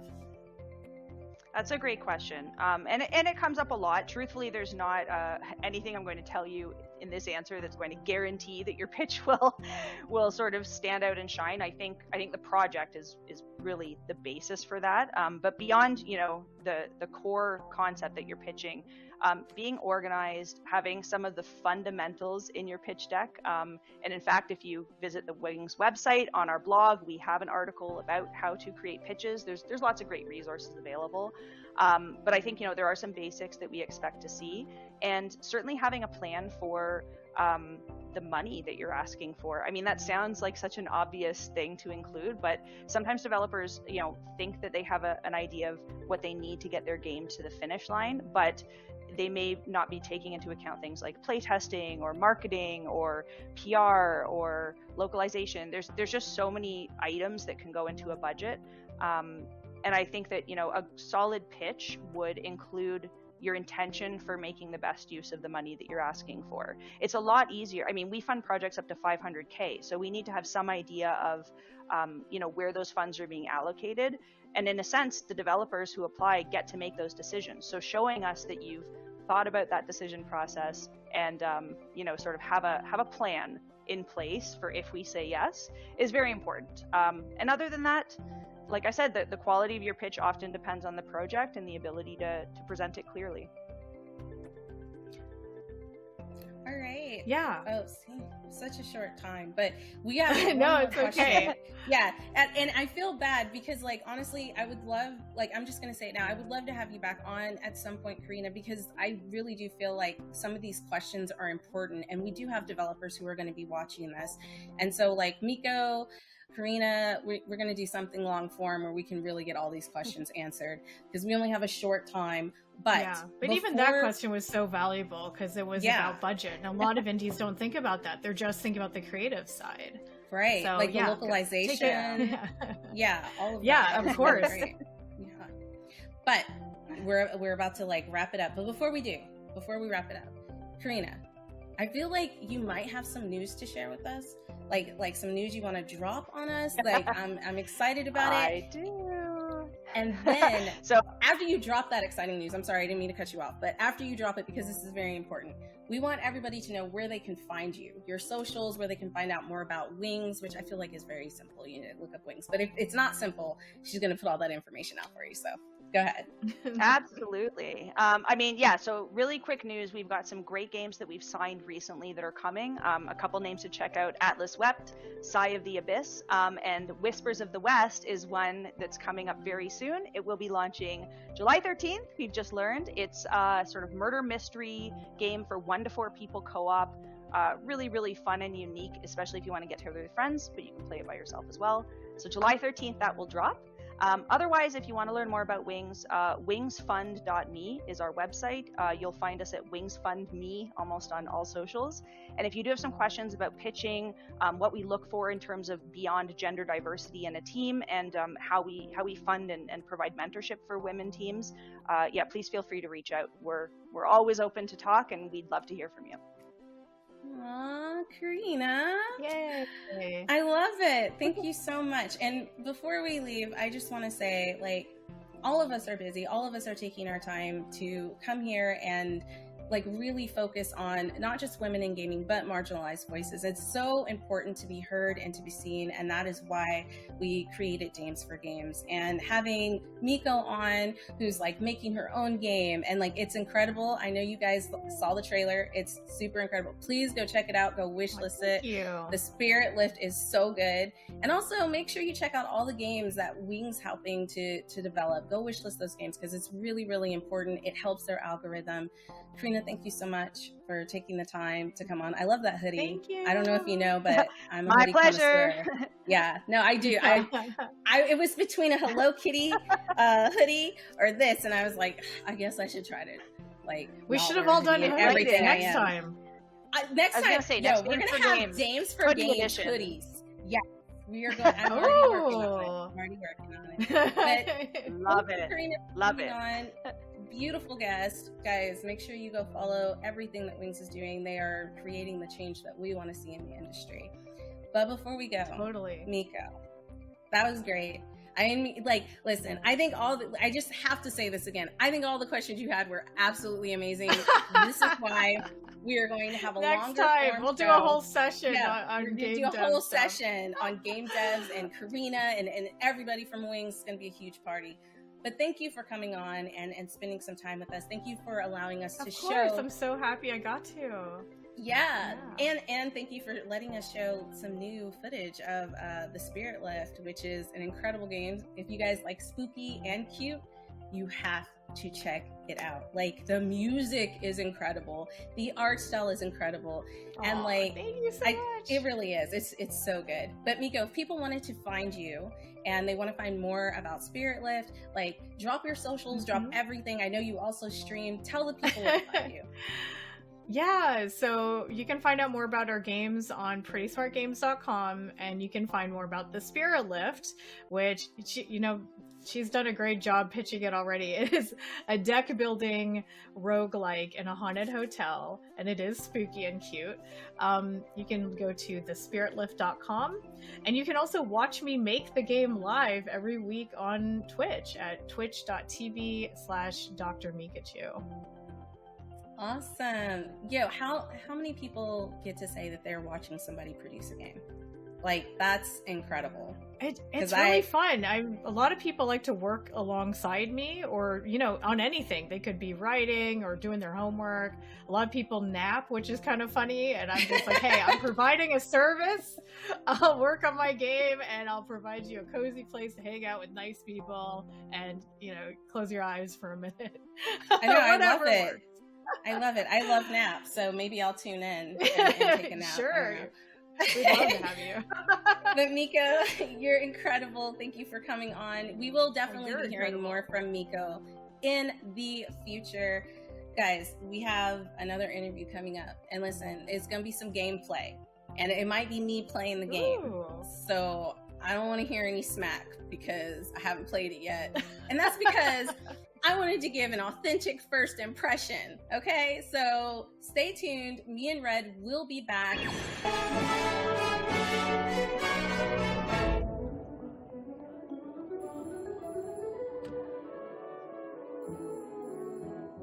Oh, parc la fontaine, les filles s'en vont et s'y promènent au bras des garçons qui les entraînent au cœur des buissons où elles étrennent l'amour en saison qui les enchaîne dans un tourbillon.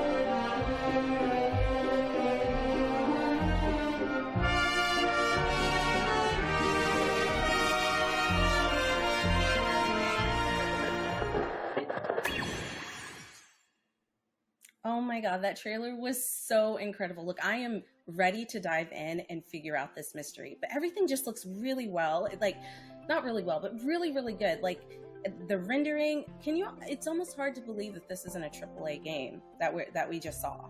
What do you think, Red?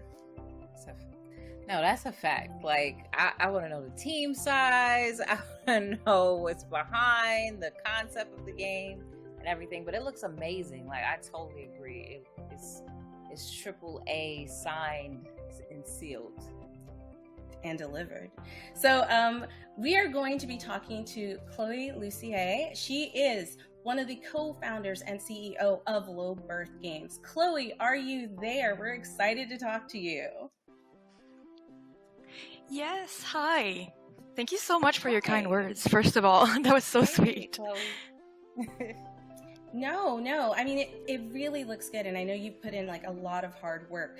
But before we start in and like jump into the game, can you tell us a little bit about yourself, how you got the company started? Like, we want to know all the details. Absolutely.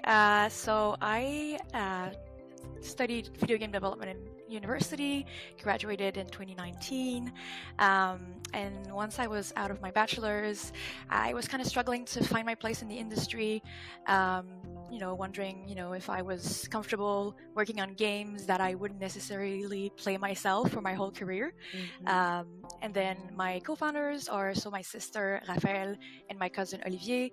The three of us were kind of a place where we were wondering what we were going to do with our career, and we have always been working on creative projects together since we were kids. We started working on our first video game at like age 11 on RPG Maker. Oh, wow. So yeah, it was really delightful that we were all at the same place at the same time, willing to kind of tackle that whole entrepreneurial journey. And we got super lucky along the way, met some incredible people who really believed in our project. We were able to, raise funds and hire our first team members. So now we're a team of about 15 people working on this project for about 4 years now. So it's been a long process, but we're really, really proud of our product, even though, it's not necessarily perfect and it's still an indie project. So it's I think fair to say that although it does have maybe like a AAA look in the sense that it's a realistic rendering style, I think it's important to mention that it's still an indie project made with so much love, but it's not perfect. You can feel the love behind it in all its facets, negative and positive, and I really, really, really hope that people dig it and love it and see all of our efforts. It's been a real absolute pleasure to work with the team that we've assembled, and I think it shows in the product, how much love there was behind the project. Listen, I just want to say to you, like, you don't have to come on and be like, it's an indie project, there might be some bugs.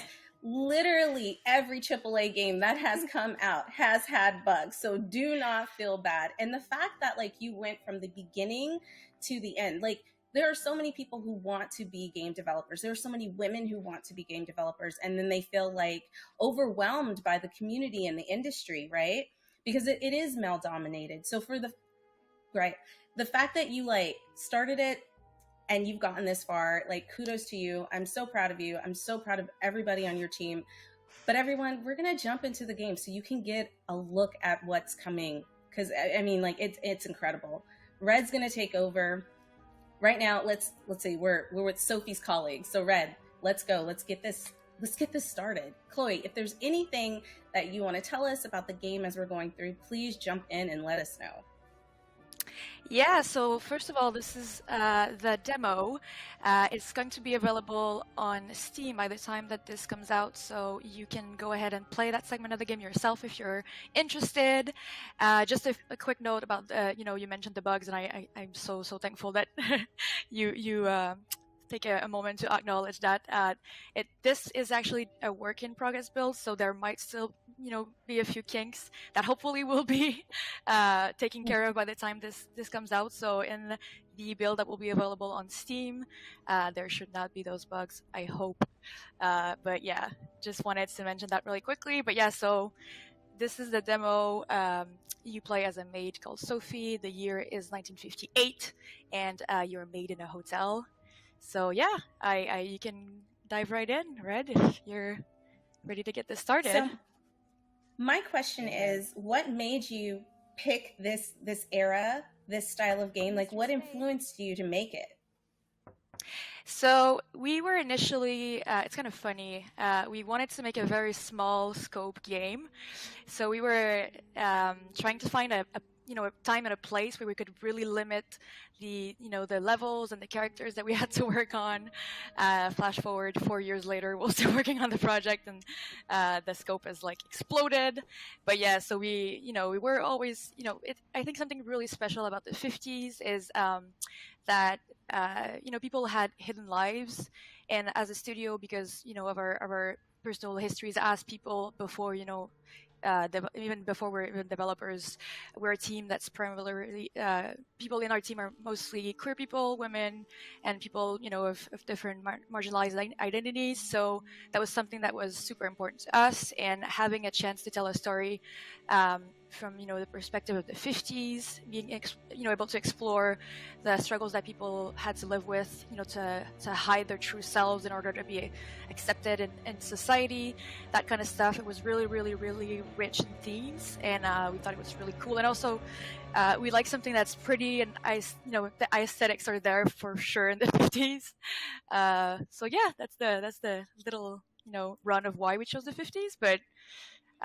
We're definitely we love a retro vibe, first and foremost. I think. Yes, it looks really good. Listen, I just got goosebumps when she walked into this room. Oof. Yeah, the whole noir. I love during that time, a lot of noir movies were out. I would watch them with my grandma. So I love the aesthetic of everything. And yeah, we're in a creepy scene because she's being photographed.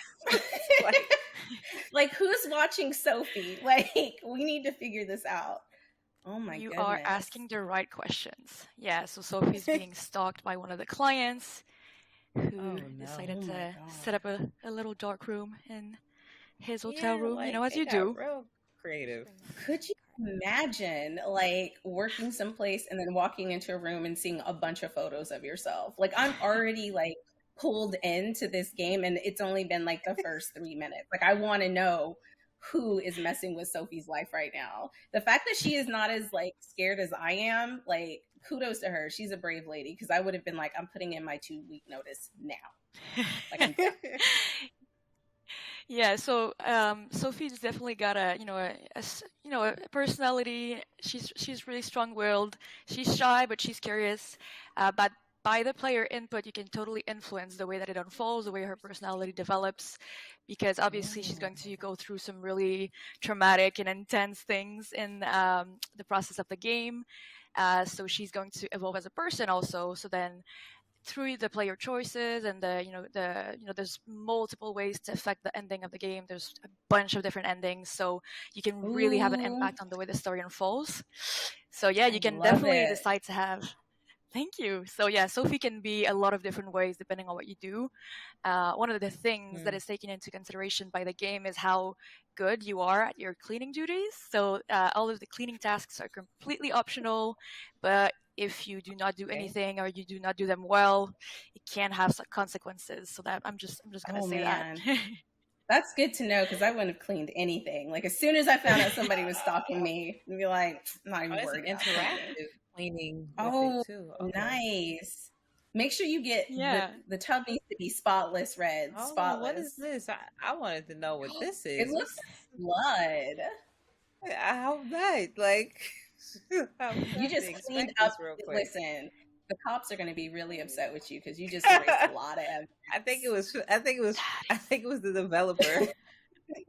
That is actually such a good point. I'm so glad that you noted that because that's actually one of the ways that you can solve the mystery. It's not to spoil too much, but since you're a woman in the 50s, you're not a detective, you're not a cop, so you cannot just arrest someone. You cannot, even if you think someone is, the culprit of the crime that you'll see unfold before your eyes, even if you just tell the detectives, just the fact that you're a woman in the 50s, you have you're employed as a maid, but also, depending on how you acted throughout the game, it's possible that the police might not believe you. So cleaning is actually one of the ways that you can solve the mystery. So you can kind of decide to clean certain things and some others not, and it will affect the ending.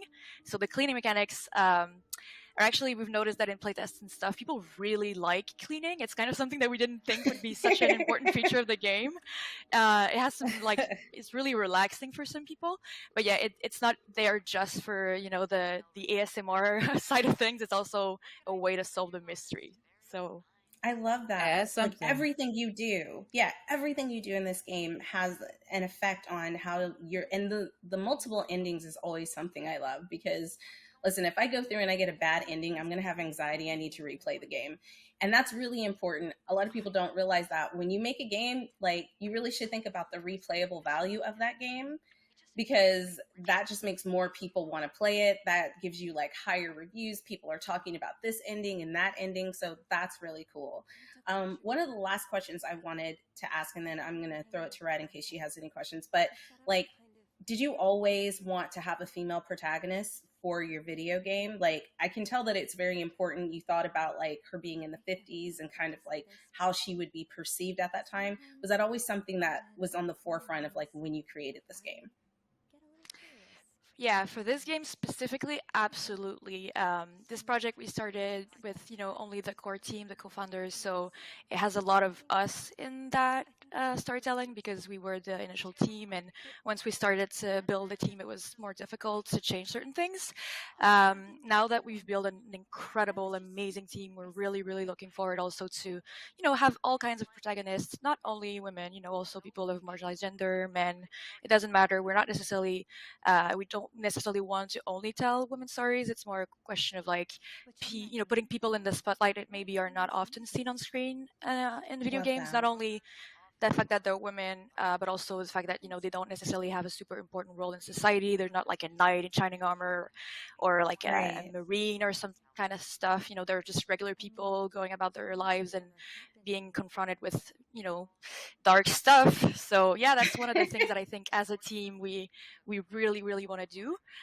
For this specific story, it really made sense that it was from the perspective of Sophie, who's a woman, but then it might not be the case forever for all of our games. But yeah, definitely putting a spotlight on people who don't necessarily have that kind of attention all the time is definitely important for sure.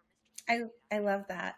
And you know what? We're closing in on the end, but before we go, Chloe, if people want to find out more about you, find out about your team, and find out about this incredible game, where can they find you? Drop your socials. We want to know. For sure. So all of our ads on every social media is Low Birth Games. You can also visit our website. You have all of our links on there. My personal socials are also all under Chloe Lucy that you see on the bottom here. We would be so happy if you wanted to join our Discord. Obviously, that's the best way to give us feedback, have a conversation that's more two-sided. That makes us so happy when we get a chance to really exchange with you and not just have like tweets and stuff posted out there. So yeah, if you are interested in getting to know the rest of the team as well and chatting about the project, we would be delighted to have you in our Discord server. So the link for our Discord server is on our bio in our Twitter account, and I think in most of our bios on all social media. It's really easy to find. So we would be so happy to see you there. Awesome. Well, thank you, Chloe. Thank you for coming on, taking the time to talk to us about your team, about your game. Red, you did incredible. Like, we've already started a mystery. We got to figure out what's going on. I'm immersed, like, into finding out what's going on and who's this person, like, stalking her. Listen, like, within the first 2 minutes, I was like, there's some drama going on. And Chloe's a trooper because, listen, I already told you I would have put in that 2-week notice. Like, I would be nervous. But dope. Thanks, everybody. It was great. The show has been absolutely incredible. We've shown some games. We've shown some star players in the community telling us why they love games and why it's important to them. And I just want to give a shout out to every single person who's watching today, because you matter. You matter in the gaming space. And this is kind of why we've created this. And you know what, Red?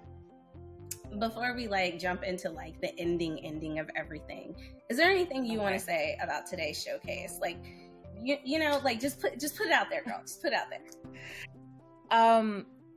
We did it, like, because it's always dope to put like your footprint and to have a footprint and showcasing ladies from all ages, because a lot of times little girls, I've been playing games since I was little, and I know some fellow girls that stopped playing video games because they didn't really see themselves a lot, or they, you know, people was telling them, or factors around them was like, oh, that's just for boys, or anything like that. So to have a showcase like this and to show that you can do it too, you could be a part of the gaming community, you could be a part of the gaming industry, and to see it actually done, I just think is so pivotal right now. So it's just right here. It's right here in the heart. Well said. You know? Well said. So, we did it. Yes.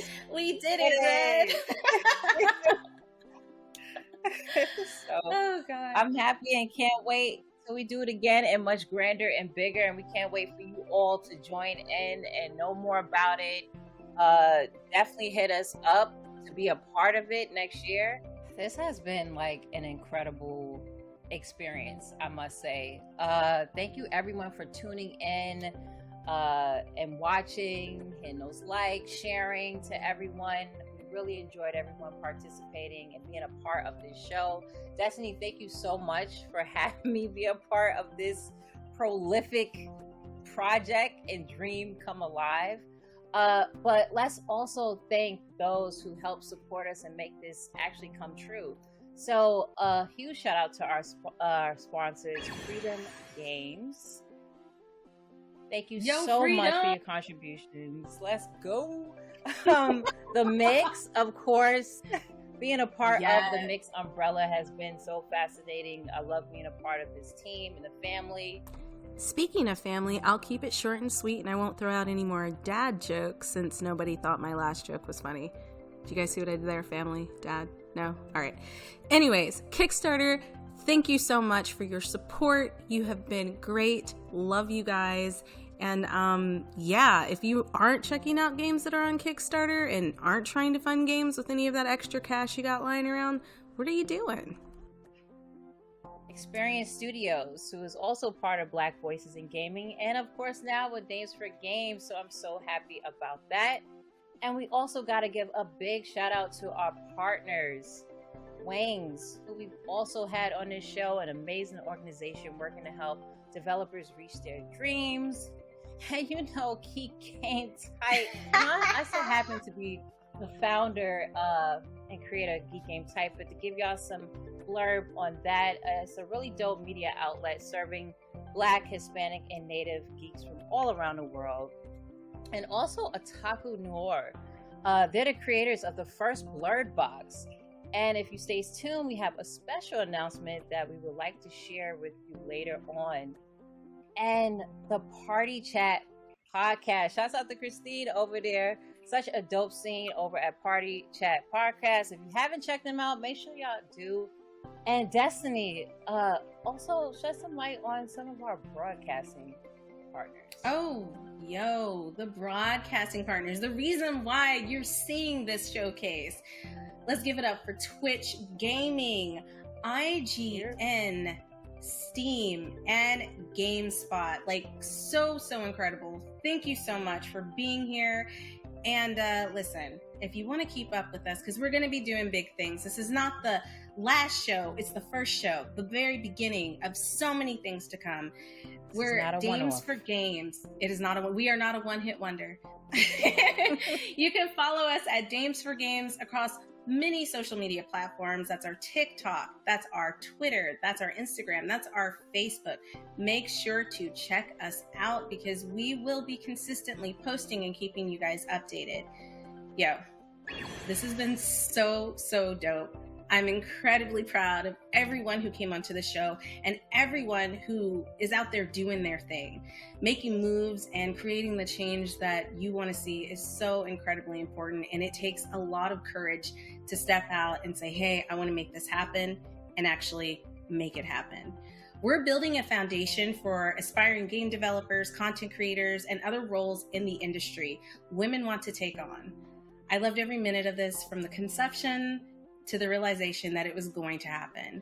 So again, I want to say thank you to the Dames for Games team. You guys, you've just been so incredible in helping me put this together. It has been an undertaking. Like, I didn't know what it was like to produce and be a creative director of a show until I went through this. And listen, I take my hats off to you who do it every day. I'm about to join the ranks. I'm gonna bring Red with me. We're gonna do this together. Also, another thanks to Freedom Games. Without you funding the very beginning of this venture, we wouldn't have been able to get as far as we have. So Freedom Games, guys, go check out Freedom Games. They have some incredible stuff on their developer page. Go to Steam and go check out their games. Please. They have over for sure. Yeah, they have over 60 games. Go check it out. The Mixed team, you guys are beautiful. You're always there for me, and you really believed in me and that I could do this. And here I am doing this with Red and all you kind folks. And you continue to drive the passion and you continue to inspire me. But guys, I was gonna end it, but really quick before I end it. Go check out the Steam page. Go type in Guerrilla Collective 2023 to see all the games that we showcased, all the games that Black Voices in Gaming is going to showcase, and all the games that Guerrilla Collective is going to showcase. Go wishlist some games. Go purchase some games. It's the summertime. There's nothing else to do, really. I mean, I'm sure there's other things to do, but I'm giving you the perfect excuse not to do anything. And that's a wrap. We did it. We did it, Red. We did it. I know I keep making that joke, but guys, I could cry. It takes a lot. It takes a lot, but I just love how everyone was excited and involved. For many of those who are watching, it was yo, I would love to be a part of it. Please stay in tune with us, even though we're saying, follow us, engage with us, let us know what you're doing too in the community and also in the gaming industry. Anything that's involved that you're doing, any type of communities that you're a part of, we want to hear from you. A lot of people, like I said, the industry or the community or other people of the world just really think we don't exist and we're not out here doing a thing on something that we love, which is video games that bring us all together, period. So please reach out to us. Let us know everything that you're a part of, what you're doing, at us, ask us questions and so forth. And yes, Destiny, we did it. We did it. Hooray. Okay, but before we go, Red, where can the people find you? Drop those socials one more time. Where can we find you? Oh, sure. It is Red Infamy across the board. That's on Twitter, Instagram, YouTube, you name it, Red Infamy, even if you want to play some games. Also, check out Geek Game Tight, that's TYTE.com, to see what's in store as far as Black gamers, Hispanic gamers, and Native Indigenous gamers from all around the world. Definitely check us all out and see what we're up to. So we love movements like this because it gives people who does not have a voice or seem like they don't have a voice a light. So yes, that's where you can check me at. Sweet. As you guys know, my name is Destiny, and you can catch me all over the place at DMBC32. Just hit me up, especially if you're trying to be a part of something bigger and better that's going to make the gaming community as a whole really strive and become a place where we all feel safe and we can all really just enjoy playing games. I'm really, really happy. Yeah, I'm really happy. I can't stop smiling. I guess we'll catch you guys in the next showcase. I hope you're ready because it's going to be bigger and better and just so much more, so much more.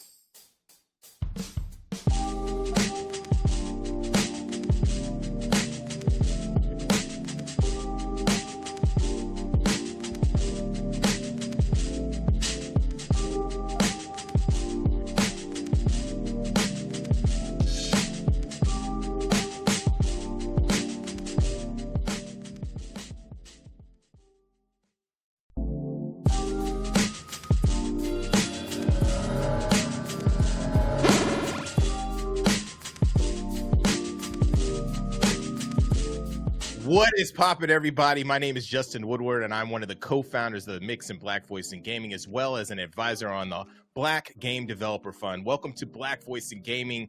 We are going to talk to some creative and talented Black game developers today. It has been a minute, but I am back and helping to host the Black Voice in Gaming stream with my amazing co-hosts. What's happening, guys? What is up? Thank you, Justin. It's always exciting to be here.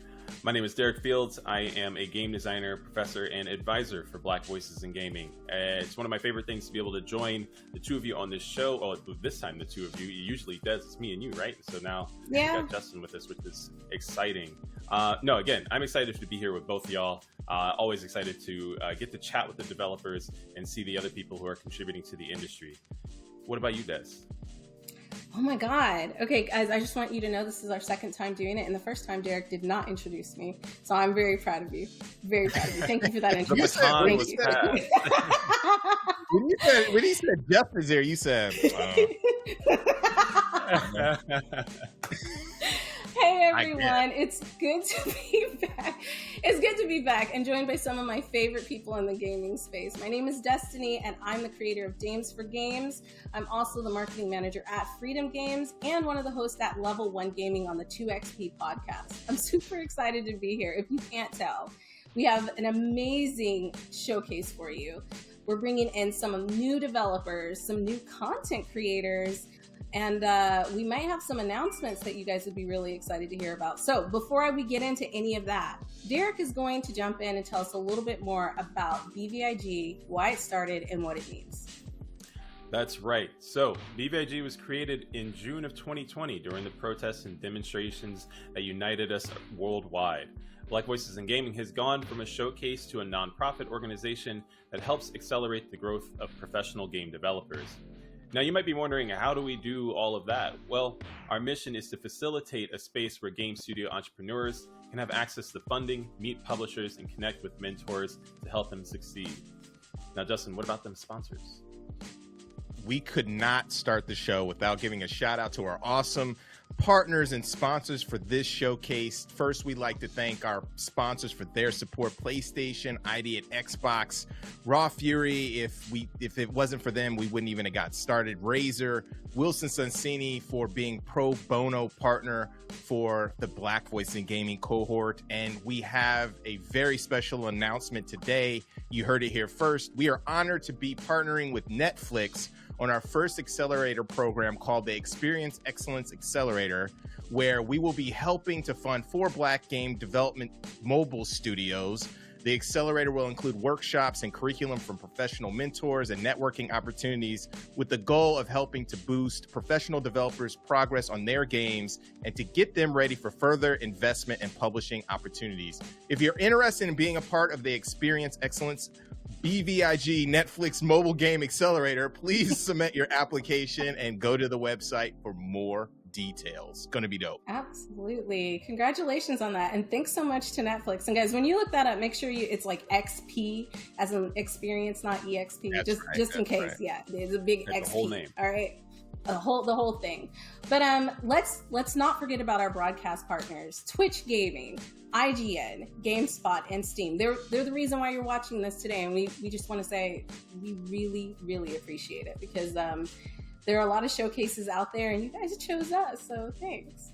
And speaking of Steam, don't forget to check out the Mixes event page, where you can learn more about Black Voices in Gaming titles, buy the available games, and add them to your wish list. Remember, wish list helps so much. It lets Steam know that these games are upcoming, they're really popular, and then, other people get to see the great games that our developers are creating. Now, let's talk about some donations, some merch, and socials. If you want to donate to Black Voices in Gaming's Tiltify, here's your chance. Grab your phones, snap the QR code on the screen. No amount is too small, and we truly appreciate it. Check out our merch, the BVIG shirts. We're always looking to expand. Justin's out here repping right now. Gorgeous model. Thank you. Thank you. Also, remember to follow BVIG on Twitter at BVI Gaming, Black Voices in Gaming on YouTube and on Instagram. And now that we've shouted out our appreciation, it's time to get this show rolling. Our first guest is Sir billion. That's billion like in you make $1 billion. Like, remember that. There's money in his name. It's gold in that. With Breeze in the Clouds.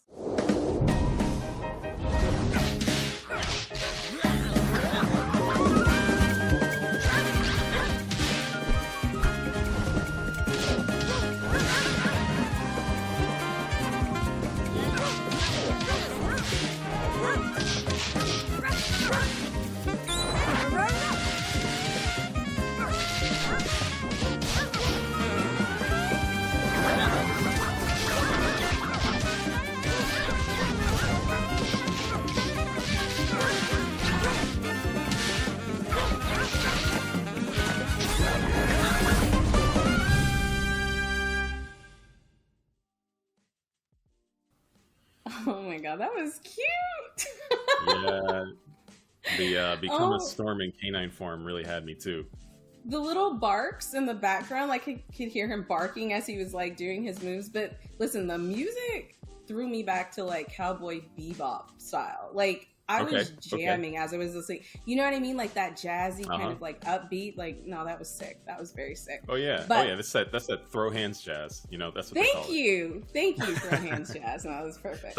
But we're gonna jump right into the interview with the amazing developer behind this game, Sir Billion. What is up? Are you with us? Come on through. I am here. What's up? Hey, like the shirt. Oh, yeah, well, Mark. No, it's a pleasure to meet you. Thank you for taking some time out. I know it's like very, very busy right now, Summer Games Fest, and you're developing a game. But could you tell us a little bit about yourself, kind of like what got you started and the inspiration behind, you know, Puppies Kicking Butt? Puppies Kicking Butt, I love that. Yeah, so Breeze is probably my first project of this scale. It kind of started off as a really like a opportunity to learn how to get into game development, kind of fresh out of college. I've done a lot of like game jams and smaller games before just to kind of test the waters of what it's like. And then one day I was actually daydreaming on a bus ride home, and this random idea came up where it was just like, hey, what if like this small dog is stuck trying to fix the weather on this broken cloud or something like that, right? And then eventually it kind of expanded into, you know, what it is now, this large 2D hand-drawn game where you're a corgi, you know, beating stuff up in the clouds. I love corgis. Okay, is there a reason why you picked a corgi in particular? Or is it just because they're cute and they have big booties? Like they have big ears too. But yeah, no, I thought it would be cute to find like a cool but small dog to kind of feature as the protagonist. And we actually had a bit of trouble starting off because we weren't sure if he was going to be on 2s or 4s. And I was a little bit of a mediocre artist back then, and so he was coming out looking like a fox for a very long time. So eventually, once I got a few artists on board, we got Breeze to look more like a corgi. So he's super cute. Like I love him. I'm a big fan. And we've just jumped into the game. So like Derek's got the 1s and 2s on this. I'm super excited because you guys know what it's like when I play a video game. But can you tell us a little bit about like the design? Like, so you talked about the corgi and like why you wanted to get a cute little dog, which he definitely looks like a main character. Like you guys did incredible on that. But like when it comes to like yeah. When it comes to the style of game, did you always know it was going to be a bit of like a fighter, side-scroller, kind of like platforming type? Is that what you wanted to go for?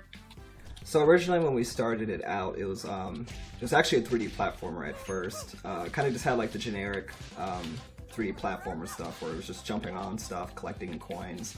And then we added in the brawling just to kind of give Breeze some type of combat aspect, but it wasn't really mature back then. Then eventually I started really thinking about what a lot of my references are based off of, and it was stuff like Sonic the Hedgehog and Crash Bandicoot, a little bit of Mega Man, and a lot of like Saturday morning cartoons.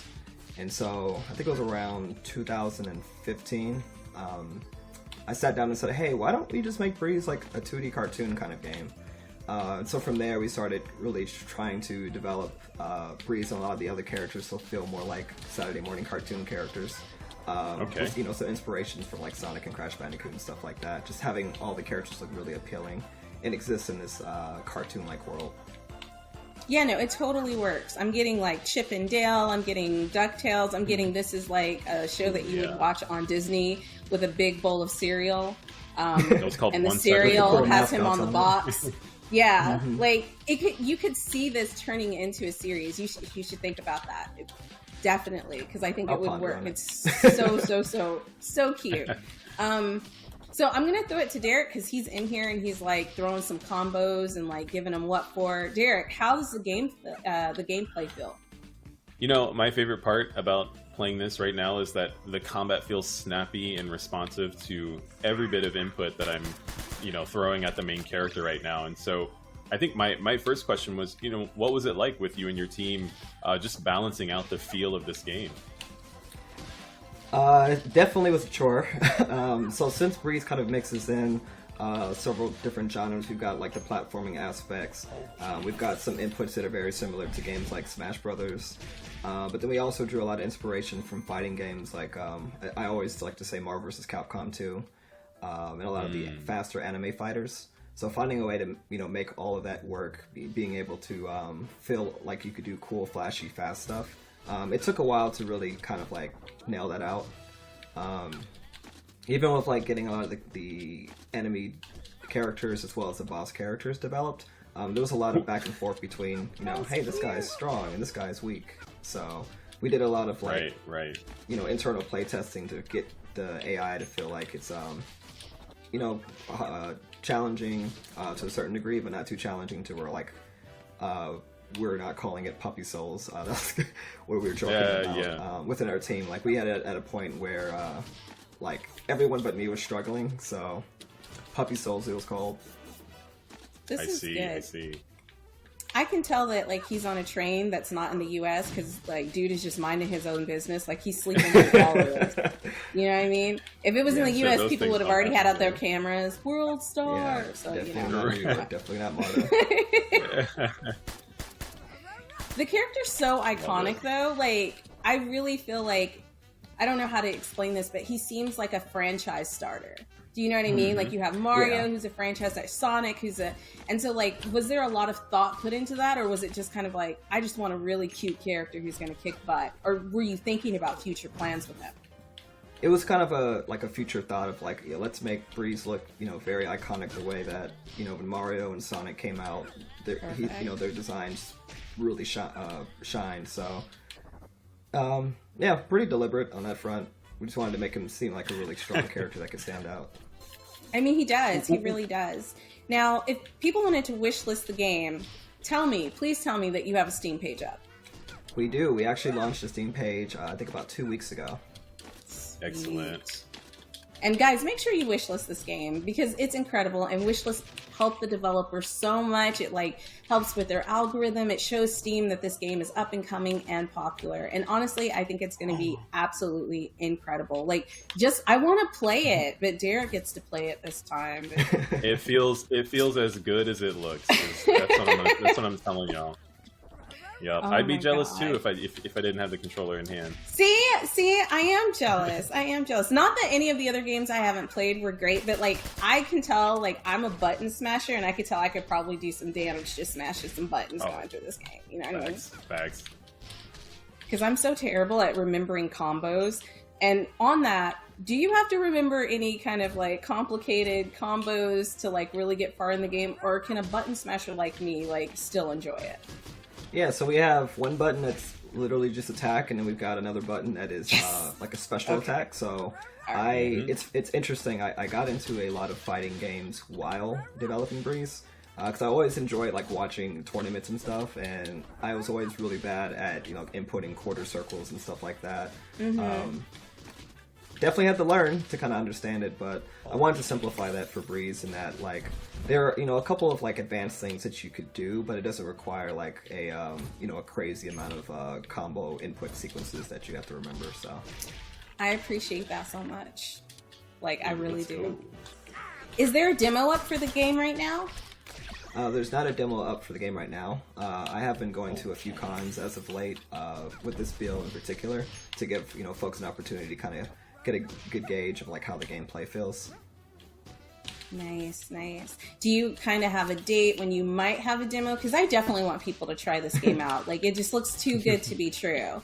I mean, if you can't tell us that information, it's okay. You know, you can tell me after the show. Yeah, but no if plans you could, right now, unfortunately. Okay. Guys, at some point there will be like a demo, I'm sure. Yeah, just let this is so good. Eric let you play. We have to throw attention to the comic book panels. You know, it looks so great. The art style is just consistent through from gameplay to cutscenes. I'm already hooked. I'm gonna try and beat this whole game. You better have enough levels here today because I'm just gonna keep going until there's I want to nothing play left. after Derek plays. Now, before we jump to the end and get your socials so everybody can follow you, I know that you've worked with Humble Bundle and you've had some work with the Black Game Developer Fund. Can you tell us a little bit how that got started, how you got in contact with people? I want to know. I want to know all the details.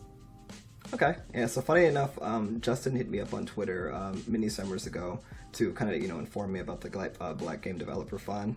Then from there, we moved on to actually building out a prototype using those funds that we showed off to Humble, and they loved it so much they ended up signing with us. Nice. So Humble's your publisher now. Yep. That's what's up. Justin out here connecting people, and that's that's what you do. Like that's what Black Voices in Gaming is all about, is setting people up to succeed. And so you're another success story. So it's great having you on and talking about how all of that came together.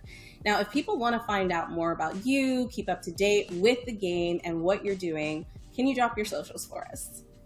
For sure. Yeah, we've got our main website, breezethegame.com. We also have a Twitter account. That one's @breezegame. That's where I do a lot of my announcements, and I probably meme too much on Twitter, but if you enjoy that kind of stuff, you'll get it from there. You can't meme too much. There's no That's what it's for. I might go overboard on April Fool sometimes. He was like, we have the games coming out. It's April 1st. Everybody get excited. Don't trust Did you do that? For real? That was terrible. I made like 3 or 4 different versions of the game, if you will. One of them might have been a little bit too believable. Like the Sonic got murdered game. That was crazy. I got it. That was Which crazy. Which is a functioning game. Like it is completely functioning. Yeah. Yeah. But thanks again for coming on. We really, I didn't mean to cut y'all off. I was just like, shh. But thank you again for coming on. We really appreciate it. And that's it, guys. Like, I hope you check out the game. Make sure you go to Steam. Make sure you wishlist it. It really, really helps with the algorithm. It lets Steam know that this game is popping, it's up and coming. And that way, it shows up on more people's wish lists and all kinds of things like that. So go do that. And again, huge thank you to Sarbillion for taking some time out to come onto the show. Your game is great, it's iconic, and I cannot wait to steal Derek's Troller so I can play it myself.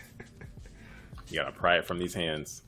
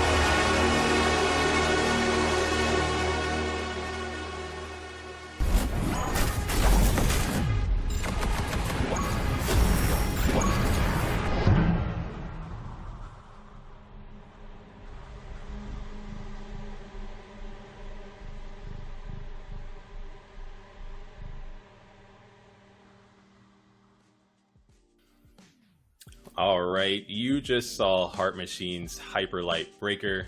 I am every bit of excited that this game is coming out, but this doesn't match my excitement to talk to our guest that we have today. That's Danielle Wallace from from Heart Machine. So, Danielle, how you doing? I'm good, doing great. How are you guys? Good. Very I am good. super hyped. I was trying to hold my composure after it was like everything is just so hyped with the build up and then the after credits. I don't know if you call it the after credits scene. It's looking super sick. Thank you. I was like jamming out again when it played. I was like, yeah, it's so gorgeous. I forgot how Right. hype I am for the game for sure. How can you not? It's hard not to just vibe with the whole trailer. I mean, the music, everything is coming through. It's so gorgeous. It's been such a fantastic project to work on, especially the style. Like, I feel like I was such a good fit to be a part of it, and I feel honored to work on it. Yeah. And that's what brings us to our conversation today. Danielle, I understand that you are a 3D environment artist at Heart Machine Games. Can you tell us a little bit about, what it's like working at this studio and working on such a cool project? Yeah, so I'm a 3D environment artist there. I do, just for like a mini intro, I do a little bit of everything. So not just organic, but also hard surface and a bunch of other stuff like across the whole thing. So I can just like point through when the trailer's playing, I did that and I did that kind of deal. But it's been absolutely fantastic being at Heart Machine. The team is literally everyone gets along so well, and every day I go into work because we're hybrid right now, so we go in 3 days a week. It's like Monday, Wednesday, Friday. Everyone's like so nice, welcoming. Like even when I first got there, I'd like, hey, you want to do this on the weekend? Hey, we're going here. Hey, we're doing this, and it was so refreshing because you hear about so many horror stories in the industry, and I feel like I genuinely got lucky for this being like my first big intro into the industry, being at this company, if I'm being honest. Yeah. Where's the location? Where's the Heart Machine located? Where are you located? It is in Culver City, and that's where I live as well. So I have maybe like a 10-minute commute, if that, some days, which is fantastic as well. That's super dope. Just real quick, how did you get started at the studio? Like, kind of where did you get started, and how did you get to Heart Machine Games? I've been familiar, and I know Alex, and we had Hyperlight Drifter at a few events, so it's awesome to see that you're a part of the team. Yeah. So I was at I actually kind of like got lucky again. Right out of college, I was working at this small studio called Sky Farm, which did a little bit of children's animation as well as games. So that was like contract work. And then after that, I was at Numinous Games, which made That Dragon Cancer, the VR game. And what? You worked on that? Oh, that's I didn't work dope. on that one, but I worked on with their upcoming project. Okay, Yeah. Cool. So it felt almost ironic and like to then go from that to Heart Machine because it's another impactful game, right? Like we know how absolutely impactful That Dragon Cancer was, and to be able to go to another company that's like, hey, a focus on emotion, telling a good story, and just kind of like making a difference in regard to just like storytelling or what they're trying to convey, and themes, etc., which feels really great. If I'm being honest. And I've been at Heart Machine now for what's it been? 2 years? 2 years and some change. Oh, so. Really? Wow, Yeah. that's cool. It doesn't feel like it. It's because you're too busy making all these dope assets. Yeah. Speaking of, you mentioned earlier. Well, first before I ask this next question, twice now you said that you got lucky, and I don't think it's not luck. You are a talented 3D artist, and you deserve to be in the position that you're in. So, say you manifested it, everything happened exactly as it should. Luck had nothing to do with it. You mentioned earlier being excited about some of the assets that are included in the game, and being like, oh, I saw that, and or I got to do that, and I've bared personal witness to some of these Twitter moments of you identifying some of the contributions in those trailers. Is there anything in this trailer that we just saw that you were responsible for that we can call out? Oh, actually, yeah. Wildly, one of the biggest things in the game is the background city. So when you start the game, you literally have the entirety of the like city skyline of like everything behind you, and that was like 85% me, if not a little bit more. And for a little bit of the background on that, it wasn't like they were like, "Hey, this is your task," which would have been wild anyway. I ended up doing just a couple of apartments. Yeah, a couple of apartments, and then I did another apartment, then another apartment, then all of the water towers, and then they were like, "Oh, also the bridge." And then after a point, it was like, okay, even my lead was like, "This is just your piece now. Like this is yours." Even down to some of the lighting in that area when it turns to nighttime and then like shifts to nighttime city lights and stuff. So that's one thing. Another. Oh, sorry. You can go ahead. Oh no! Go ahead. I don't want to interrupt you. I'm getting excited. I'm like thinking of things I want to talk about. Rambling. Thank you. I'll say two more big ones. Was one of them when you run across, there's like a mural which is really unique. I wish we had more things like that in the game. Probably. Maybe down the line. But there's a mural you walk past. It's like almost like a Pixar skeleton that's on the side of one of the buildings that you see real quick when you go past. And I actually did I placed each individual tile on that thing because I wanted it to read like it was like pixel art, which seems kind of like a homage, right, to Drifter.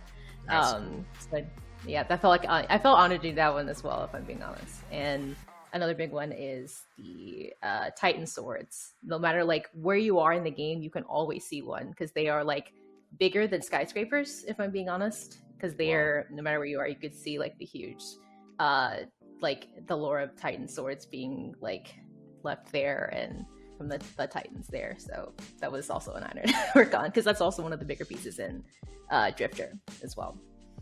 Yeah, that's cool. incredible. It feels like, I mean, this is definitely the case, you know, because as I develop games, I know, Derek, you develop games, the environment is a character for sure, the biggest character. So you having a hand in that is pretty awesome. It's also cool to see like the different camera angle changes and that type of thing. Can you kind of break down a synopsis of how the environment activates the player activates the environment and how it plays a role in the gameplay? Yeah, so I'll say, that's a hard one. How do I press that one? The style plays such a huge role in the overall feel of the game. Every time we make an asset, it's like, hey, does this feel like it's in universe? Hey, does this feel like Drifter?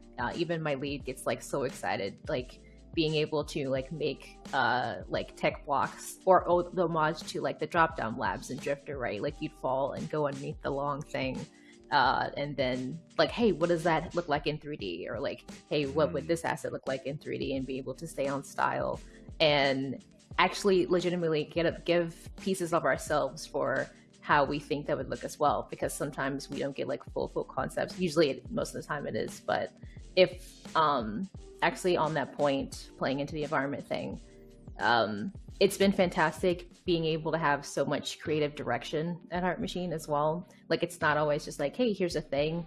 If I'm like, oh, hey, I think this would look a little better this way, or hey, per in universe, I think this color change, or even like some when I was making a boss arena, I got to do like little changes, big changes here and there in regard to how that was approached. So it feels wild to be given creative direction, especially since I've only been in the industry like 3 years now. So I'm like, you guys are trusting me with that, but it feels really good. So yeah. That's incredible. I'm curious to know, is there any other media or games that have played an influence to some of the content that you're driving in inside Heart Machine? I was like, I thought I had an answer before you said like the second half of that, and then I was like, then there's like another answer. For games in general that have influenced me, and I think influenced my art style. I loved the Spyro series growing up, as well as like Cooper, Harvest Moon, etc., and how well the environments told a story and told what the universe was, right? Like, you can throw art together, but if you aren't telling it through a certain style or angle, then you don't get the full breadth of like, hey, what is this world? What are you supposed to feel? What are the emotions you're supposed to feel through the game? I think in regard to specifically Heart Machine, we've taken like a couple of influences from one of them. One I think that was most influential for me was Rhyme, at least in regard to like the art style. I love how absolutely soft and open that world feels, and warm. Like, I think for most of the game, there's like not even like music playing. It's like you just feel like you're in a different universe, and like that's what I want the player to feel when they're going through Heart Machine, I think. So, or going through Hyperlight Breaker. Going through Heart Machine. That's hilarious. Yeah, that's super cool. What are you playing now? Like, just in general, like, 'cause it's always cool to see what folks like developers and artists are playing, while they're making stuff. Okay. The default answer is like Tears of the Kingdom. But I'm playing through that right now because gosh, that game's gorgeous. But another one is Horizon Forbidden West is another one because I've really gotten through that game because of how gorgeous the environments are. Like, I just start and I'm like, whoa, look at that, how that's placed, or like look at the details on that, and I'm like, I don't know what they did. I need to see more talks on that. I think one more is Disco Elysium. That's another big one for me as well. I love the absolutely great storytelling in that game. Wait, which one? Oh, Disco Elysium. Disco Elysium. Okay, yeah. Okay. That's cool. Yeah, I like that one a lot. I still need to leap into that one. But Danielle, I think this is all the time that we have with you today. It's been excellent to hear both your vision and your contributions to Heart Machine, and I'm excited to see these giant swords and other assets you've developed for Hyperlight Breaker. Before we're out of here, where can people find you if they want to keep up with all the tweets of you identifying the assets that you worked on? Yeah, so you can find me, I think on several, I think I'm the same name as several, on Twitter, dpandaheart, so dpandaheart, at twitter.com. Same thing for Instagram, as well as, I'm not sure how to like link my LinkedIn, but I'm on there too. If you search me as an environment artist, I'll pop up for sure on there, because there's not many Danielles. I think Danielle Wallace is on in the game dev space, so. Yeah. Well, thanks for joining us. I mean, it's so awesome that you're enthusiastic about it. Oh, been in the game for now 3 years. Is that what you said? Yeah. That's right. That's awesome, because you're, it's not always easy to break in, and you're breaking in at a great place, like, and you have such creative freedom and great collaborative experiences. So thanks for joining us. Feels good. Thank you so much for having me. Thank you so much. All right.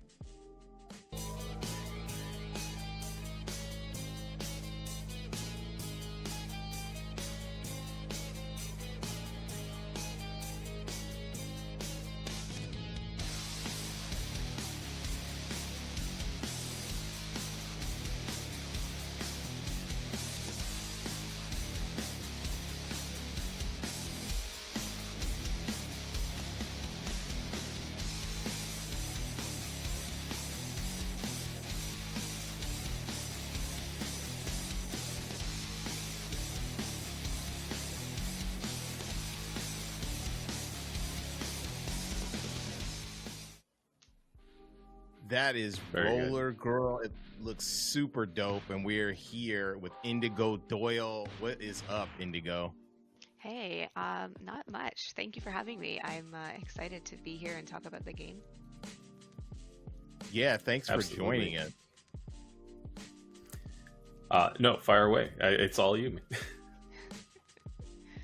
Okay. Yeah. So, yeah, thanks for joining us.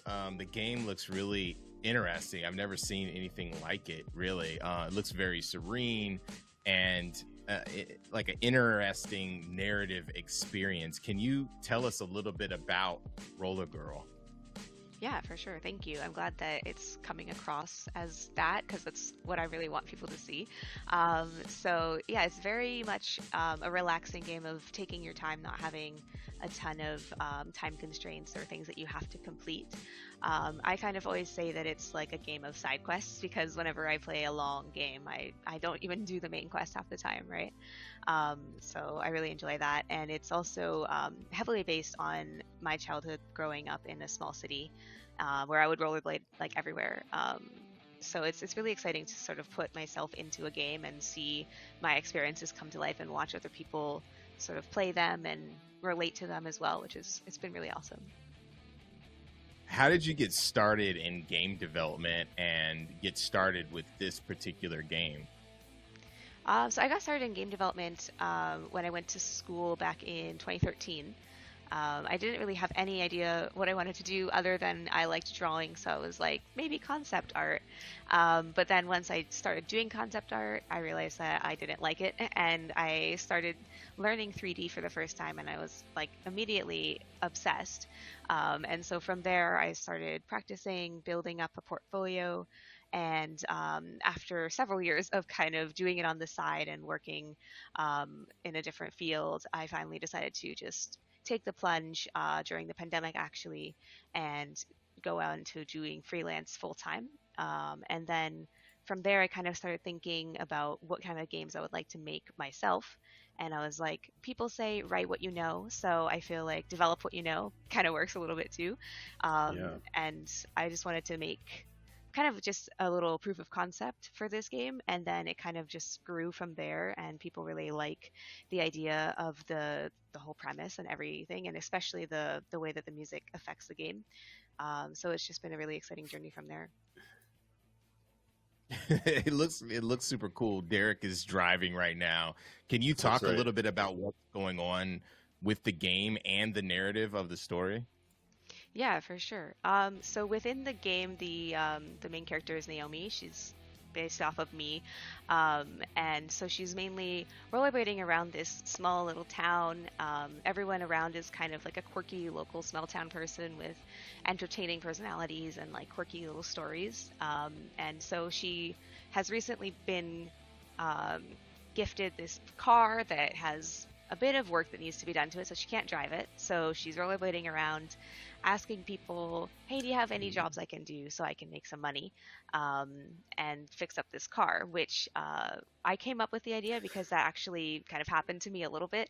I had purchased my first car. I was so excited. I saved up so much money, and it was like a nice, like kind of sports car. Not really. Wait, what car was it? Okay, so it's not a sports car, because now that you've asked, it's gonna be embarrassing because it's not actually a sports car, but compared to what compared to what other people were buying at my age, I was like, this is like a sporty car. It was like a Tiburon, like a Hyundai Tiburon from like 2004. So it was like kind of curvy. Everyone was buying like a Pontiac Sunfire, and I was like, I'm gonna be different, and I'm gonna get this blue Tiburon. So yeah, I bought that, and it had like crack in the windshield. It was missing spark plugs. I couldn't drive it. And everyone was mocking me. They were like, you have a car, but you can't drive it. Like, haha. And I was like, just like sad for like 6 to 8 months trying to save up money to fix it. So I really liked putting that idea into the game of like, you have this, but you can't use it. And I still loved rollerblading around when I had the car. So it's kind of just combining two of those things. Did you really do? I'm just curious. Did you do odd jobs to get the money, or was it? Not really. Not specifically odd jobs. I did have a paper route for 6 years, so that's where this quest that you're doing right now kind of comes into play. And there was a lot of like, if you had a paper route and you had to take the weekend off, you had to find someone to cover for you. Which is basically what the character just did. He was like, I want to go somewhere, do my papers for me. And you're like, well, I could use the money. So why not? But yeah, I actually had like a part-time job at the movie theater, so I didn't do odd jobs, but I probably would have if needed. Can you tell us a little bit about the playlist system? Because it's very unique. I mean, just looking at like checking out the trailer, you go into that. Can you talk about that system and where you're going with it? Yeah, for sure. So the playlist system is like literally just based off of when I was like 15 and I had an iPod Nano and I had playlists on it that were based off of sort of how I was feeling. So if I was having a really great day, I'd have this like really great playlist where it felt like everything was just like gorgeous and sunny and bright. And then if I was having a bad day, I'd have sort of the opposite where it's very like moody and like sad. And I feel like as a teenager, everything is kind of like really dramatic. So if you're having a bad day and you're listening to that song, the world around you kind of feels like, oh, like everything is like shrinking in on me and I'm like alone. And if you're having a great day, then it's kind of like sun shining, you're walking on sunshine type of thing. So that's what we're implementing here, of having the music not only change the visuals, but also affect the narrative and what things are available to you depending on that state as well. So can you like collect other like songs that like boost up your playlist? I'm super curious about this. Yes, so we actually can. There is a couple of pickups placed around the world that you can grab, and they'll unlock new music for your playlist. Nice. Which is I'm pretty happy about that because it's kind of based off of when you're kind of like walking around. I always say like after it snows, you find like little stuff on the ground that people dropped into snowbanks and couldn't find anymore. So it's kind of based off of that. If you find an item, the song that's linked to it is kind of related to that item and tells a bit of a story about like who dropped it or what that item meant to that person. That's cool. Who's doing the music? Are you sourcing it from different artists that you like? Are you doing the music? Right. So I'm glad you asked that because I was actually about to point it out. So right now the music is just some free music that we found, but we're in the progress of contacting indie bands from Ontario that kind of give off the same vibe of the game, so we can license them into it and sort of shine like a bit of a light on the local music industry here, which is really exciting. I like to always say that Avril Lavigne was from the town that this is based off of, so like she should be in it. But yeah, it's, yes. We're planning on getting some local artists into the game for sure. Speaking of the town, as I'm cruising around here, I'm delivering newspapers, and there's definitely a sense of life and reality to the neighborhood. I'd love to know more about what it was like, building the environment and building a space that feels authentic. For sure. So yeah, it was based off of Belleville, Ontario, which if anyone knows, like shout out to you because no one knows where it is because it's so small. But I grew up there and it was really exciting to kind of like spend time building it. People think that I'm kind of insane because I pretty much hand built all of these houses, but I was like really dedicated to make them look unique. Majority of the houses should look different. Like I'll tell you a secret, there are a lot of the same house, but they do have like aspects that are different, different materials, different props outside, but the bases are pretty much the same. But there are a couple of houses that are like very specifically built to look exactly the same as the house in real life because I got really obsessed. Making props and environments is my like main focus. So I really had a good time making all of these assets, and it's been really interesting to sort of like see the town sort of like become itself, and then watching other people go through it. They don't really have the same sort of like memories of the area as me, so it's interesting to see what they interpret it as, because to me I'm like, yeah, that's Albert Street, that's totally chill, and they're like, I don't know where I am, and I'm like, oh, I guess not everyone grew up there. This dude is trying to like climb trees with rollerblades. I'm amazed. I need to. I need to. I will do whatever it takes to deliver these papers. Let me tell you. Oh my gosh, we actually have a bit of a glitch where if you jump on certain things near trees, you could kind of glitch the collision and jump into the tree. But I will leave that to the imagination. If you want to try it, you can. How many people are on your team? So right now, I'm just I keep losing track because in my head it's like 5, but I think it's, so we're 4 right now. Sorry. There's a lot of moving people, but yeah, there's 4 of us right now. That's awesome. Nice. Where are you at in development? So right now we're kind of in concept definition phase. We've done a lot of pre-production and proof of concept testing, stuff like that. And now we're trying to sort of build out all of the main mechanics, which they are in place, but we want to polish them a bit more and allow them to feel just a bit more intuitive. And then we're also in the phase of looking for more funding, hopefully finding a compatible publisher, and just fully building it out. We're hoping to finish development within about a year, but it's very dependent on a lot of moving pieces. Yeah, I was about to ask. Go ahead, Derek. No, just tacking on it's sort of a wrapping question here, but building this sort of slice of life game, was there anything that you wanted to include, but you were like, this one's not going to make it into the project, maybe next one? There's a lot of little features. I have feature creep every day where I really want to add in putting in tricks or putting in a customization system, having unlockable areas, kind of like Tony Hawk.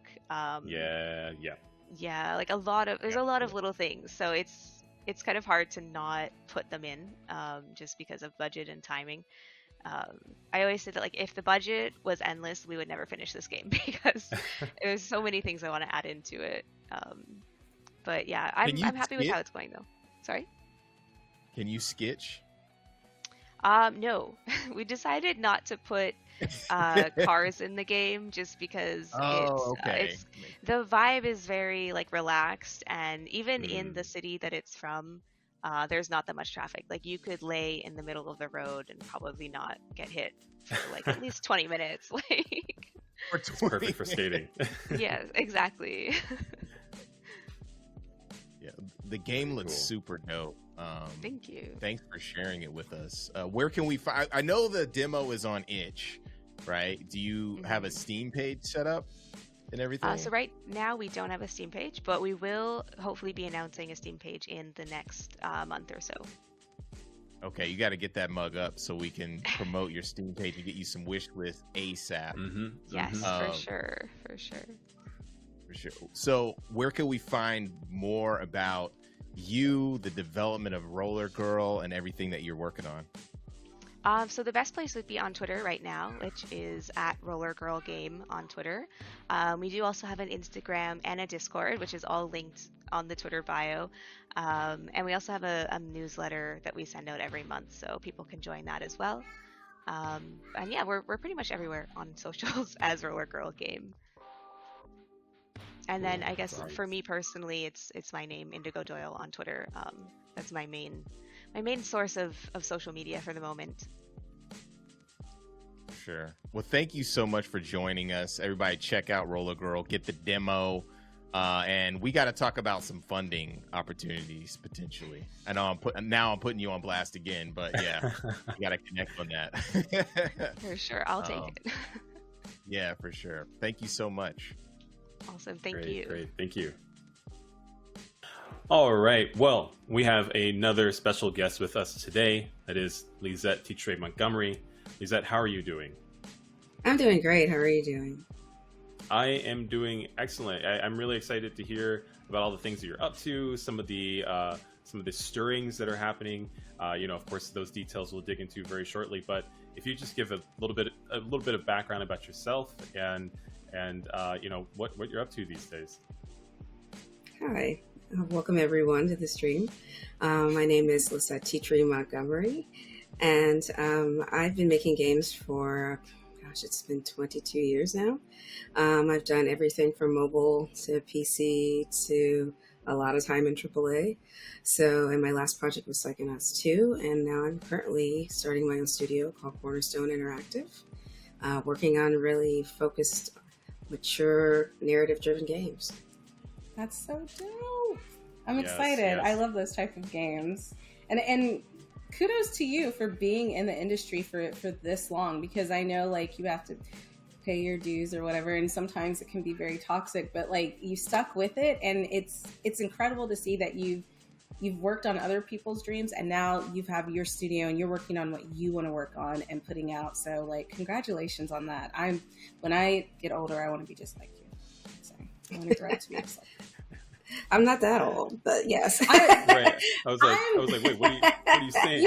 It's not saying that you're older. It's just saying that, like, I want to be at that level that you're at. That's what I mean. Well, thank you. Hey, Just throw giving me you under a the hard, bus already. just giving you a hard time right out the gate, man. So yes, it's been quite the ride. It's been quite the ride. Yeah, it's true. You know, you've been doing great things and are continuing to do great things in the industry. You know, I think a highlight of wanting to talk to you today, it certainly centers around you know, what's cooking, you know, with Cornerstone Interactive. But before we get there, it would be really excellent to hear, you know, about some of that history. You mentioned Psychonauts and some other spaces that you've been involved in as well. Could you expand on some of that? Yes, like it's been a long journey. In the last 10 years, I've been really focused on advocacy work. I think throughout my career, especially coming up, I noticed that I was often the one of two on the floor, you know, and everyone knew who I was, but I didn't know who everyone else was because of that. And so for me, I sort of really turned into like, what can I do? How can I share my knowledge to change that? And so for the last 10 years, I've been working on Game Heads, which is a nonprofit here in Oakland, where we take students from 18 to 24, and we teach them how to make video games, from their first video game to how many other prototypes they want to develop with us. We've had some students in the program for the last total of 9 years, and they stayed through us through college. Now they're developing prototypes. Some of them are getting published, and some of our students are actually getting hired at some of the biggest studios in the world. So I'm really proud of the work we're doing. And I see Cornerstone as the next extension of that. That's incredible. That is really, really cool. So my question is, like, I love that you're doing advocacy and that you're helping, like, younger people come up into, like, this industry, because we are trying to build a foundation. That is what Black Voices in Gaming is about. What is some advice that you would give to, I'm going to take it from like a feminine point of view, because I'm also in the game industry, and like you said, there's only so many of us, right? What kind of advice would you give to a young Black girl who is excited about gaming, loves gaming, but like just doesn't feel like she fits? Like, what kind of motivational thing would you say to her? I would say don't focus on what you see, focus on what you can create. I think there's a huge opportunity to create content for, when I say a mature audience, I mean emotionally mature audience, not just an X-rated and violent mature audience. Right. And I think there's a major distinction there. And I think that comes with creating content specifically for new demographics. We've been hyper focused on what I would consider a niche, if you look at the total global population of who gamers are.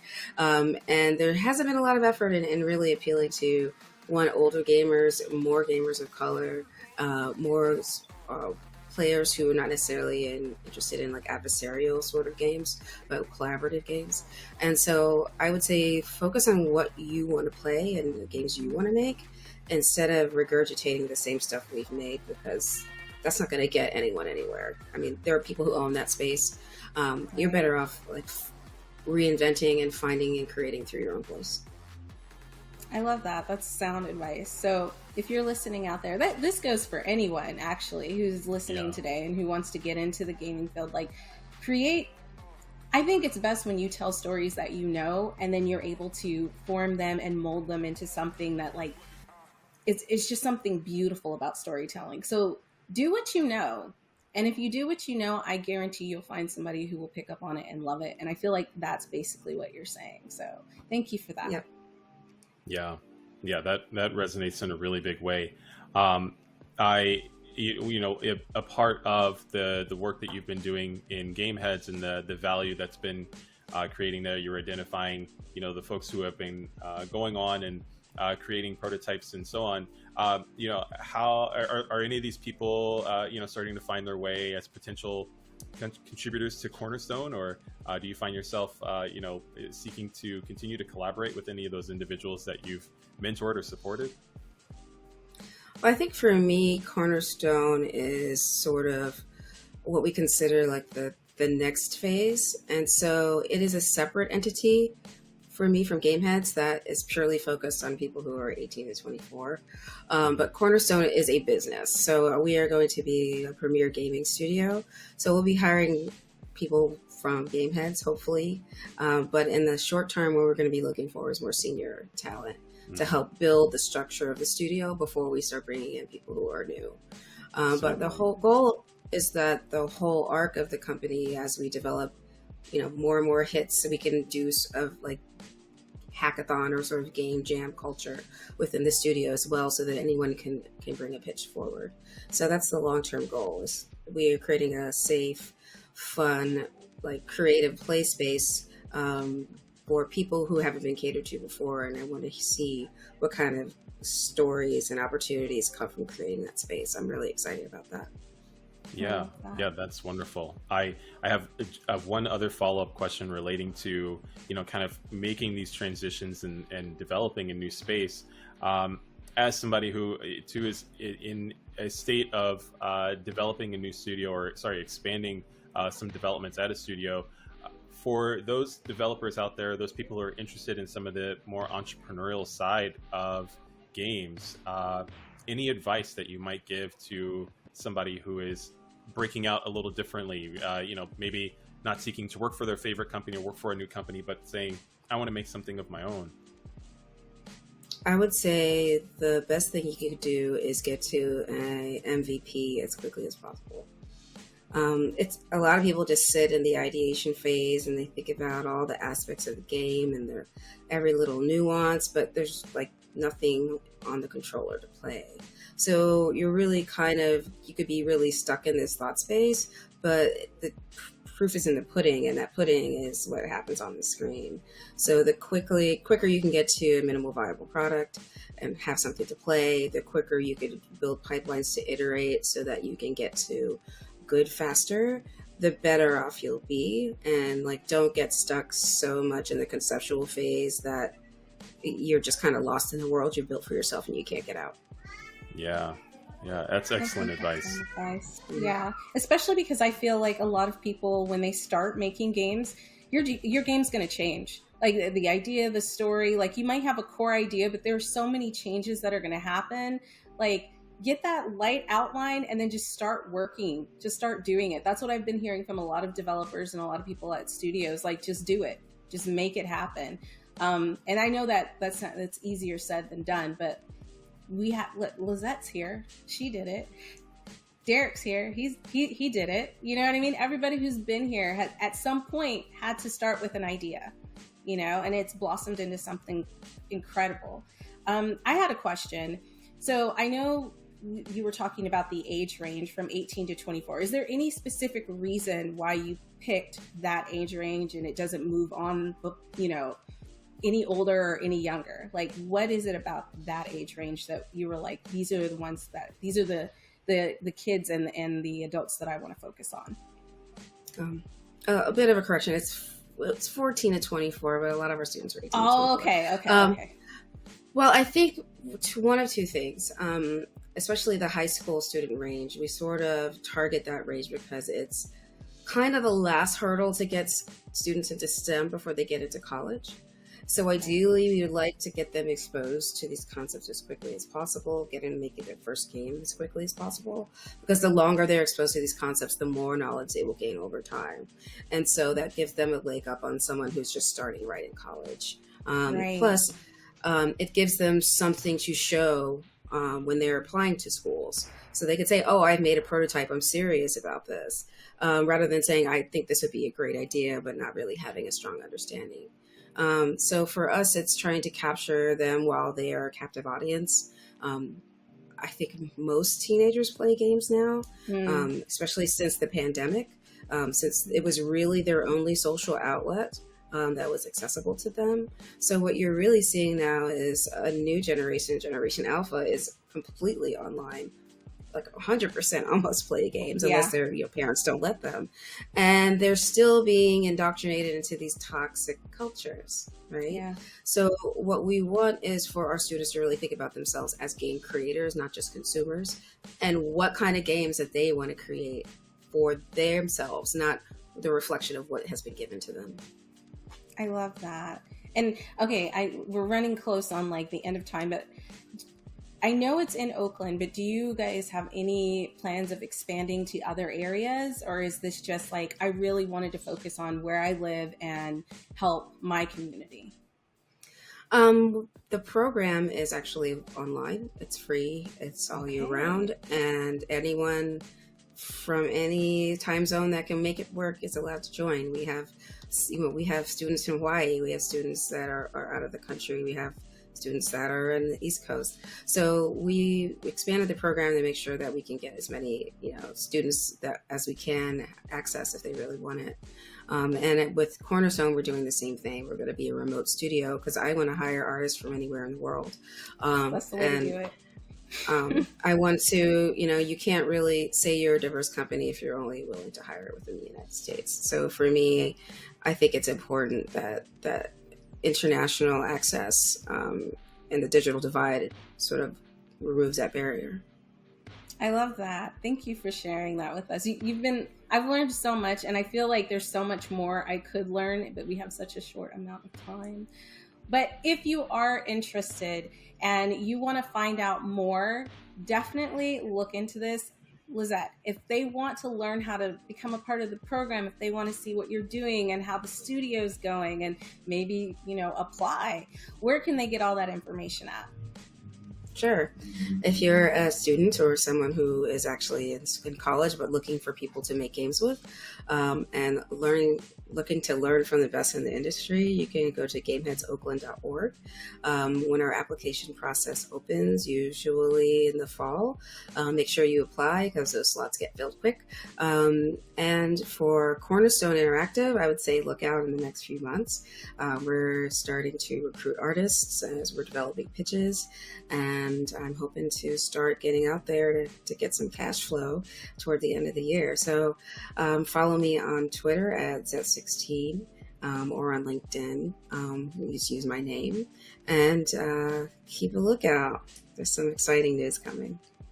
Awesome. Thank you so much. Yeah, Derek, that was incredible.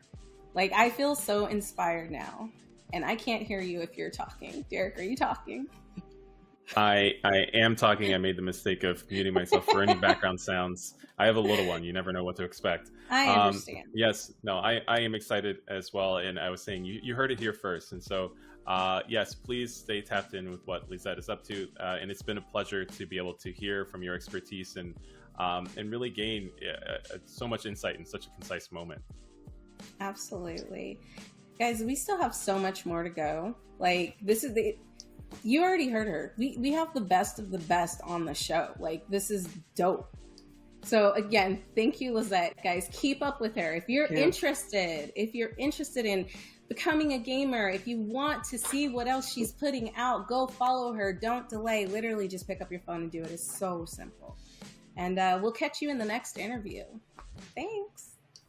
Hey everybody, welcome back. I'm super excited because we have something a little different this time. Like, I know we always talk about games and developers, which is definitely dope, but we are going to bring on two creators of a blurred box. I know you guys have heard of subscription boxes before, but this one is incredible. And I would go into detail about it, but I'm going to let them explain how they came together, what inspired them to do it, and we may have a partnership or something going on that we'll talk about a little later.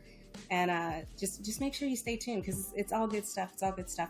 So, Hanif and Kay, are you there? Are you with us? Yes. Thank you for having us.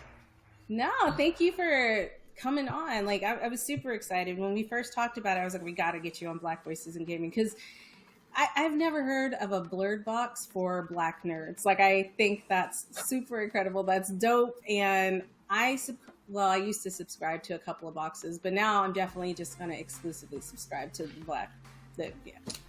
But anyways, tell us about Otaku Noir. Tell us how you got started. Like, what was the inspiration behind it? We want to know all the details.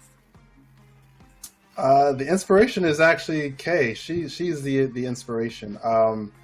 I guess I'll tell a story because then Kay can tell me how wrong I am in it. Pretty much this we created it. She came up with the idea during the pandemic. As you know, during the great panini in the sky, we couldn't go to any Comic-Con events. Those were suspended or closed down indefinitely. So we missed seeing our local Black creators, seeing what independent books they were doing, buying their artwork. And so Kay just one day she just tweeted me, said, you know what, I wish we had a service there. We can just subscribe to Black creators' content and just have it shipped to our house. And I literally got out of bed, no lie, just got out of bed and went onto the computer, looked it up. No, I didn't see anyone doing this, so let's do this. This sounds like a great idea. I don't know why we never thought of it. And we just started rolling with it. We set up a business where we do quarterly boxes, and each box has a different theme. And usually each box is going to come with a T-shirt, collectibles, books, artwork, all from different creators of color. It's something I'm glad it's something I wish we had created years ago. I mean, but there's no time like the present, right? And now you guys have got it going, and it's super dope because listen, there are so many Black creators out there. One of the reasons why Black Voices in Gaming is what it is because there's so many game developers out there that nobody sees, right? Mm-hmm. So you doing something like that for the community, I'm inspired. I just think that's really, really cool. I know I've said that 32 times already, but I really do. Taking things for the community and using it in a way to bring us together, even when we couldn't physically be together, that's something. Kay, you woke up that morning, you were like, I came to get stuff started. And you did. This is it. And now you're here, you're talking about the box.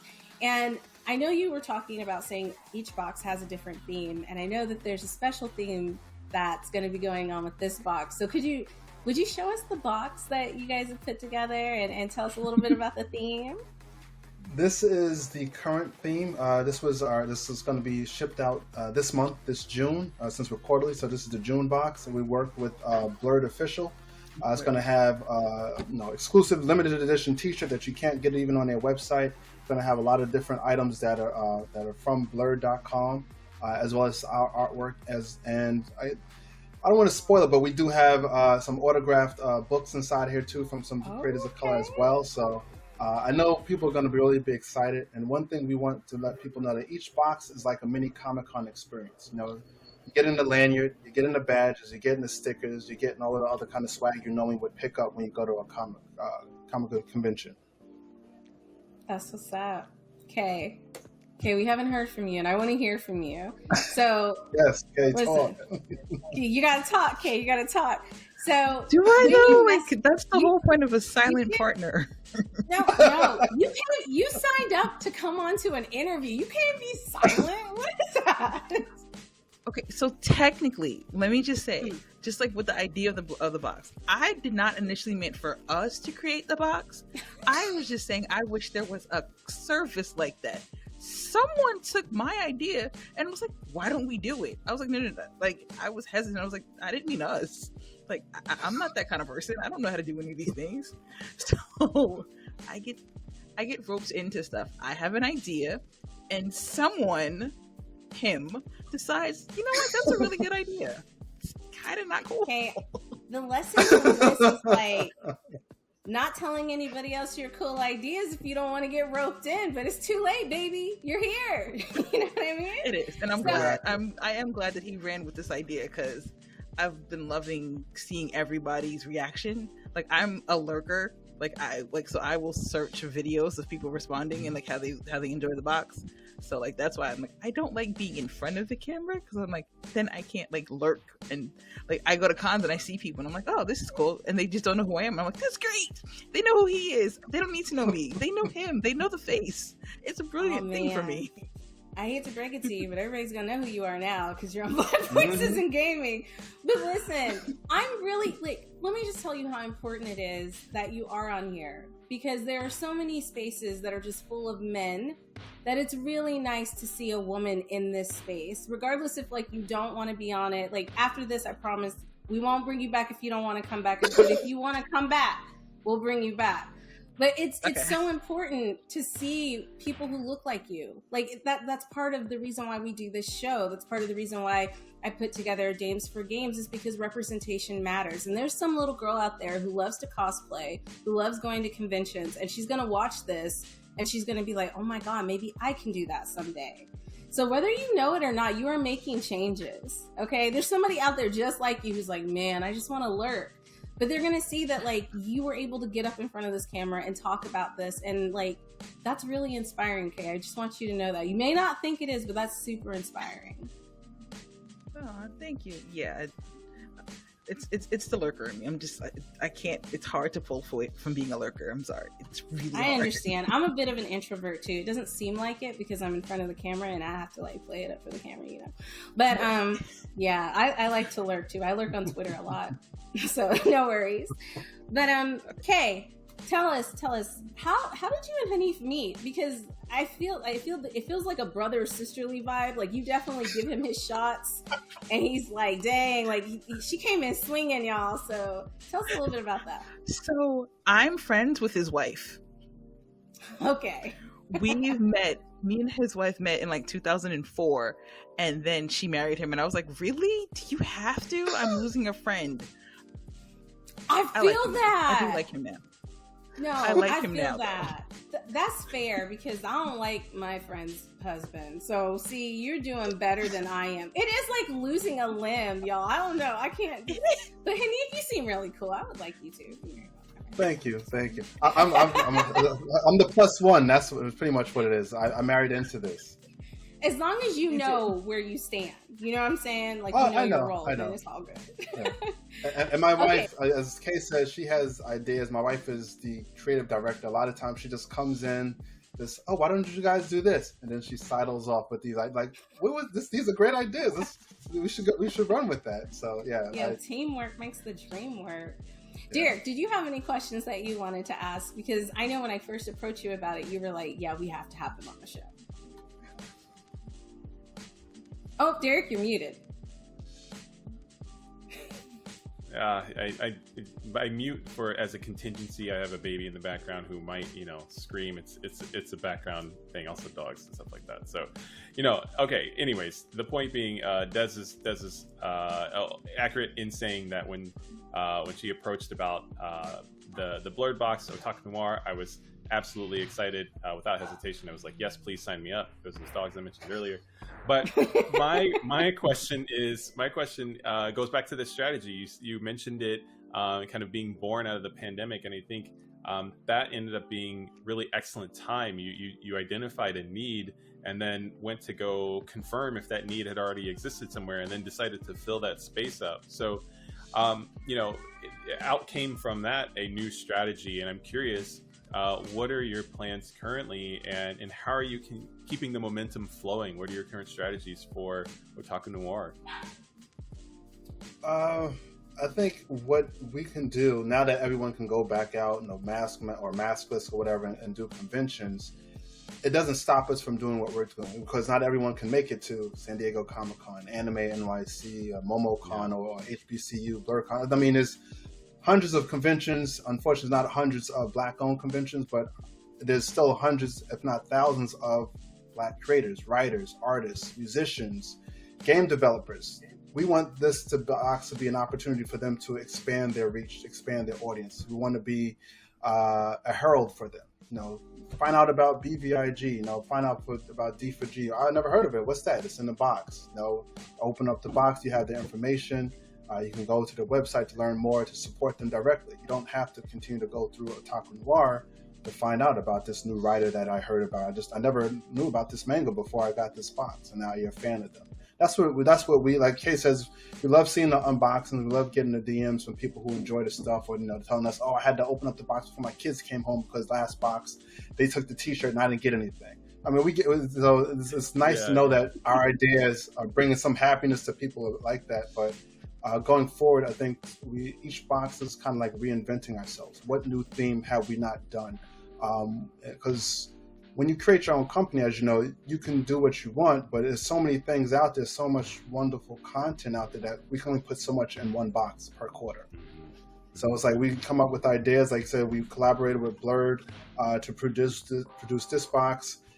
We did a Black fantasy box last year called Blurred of the Rings, where we created our own world, had our own coins, maps, deck of cards that had like Black mermaids, Black royalty, and stuff like that. we did one exclusive about villains. I mean, there's so much stuff that we can do.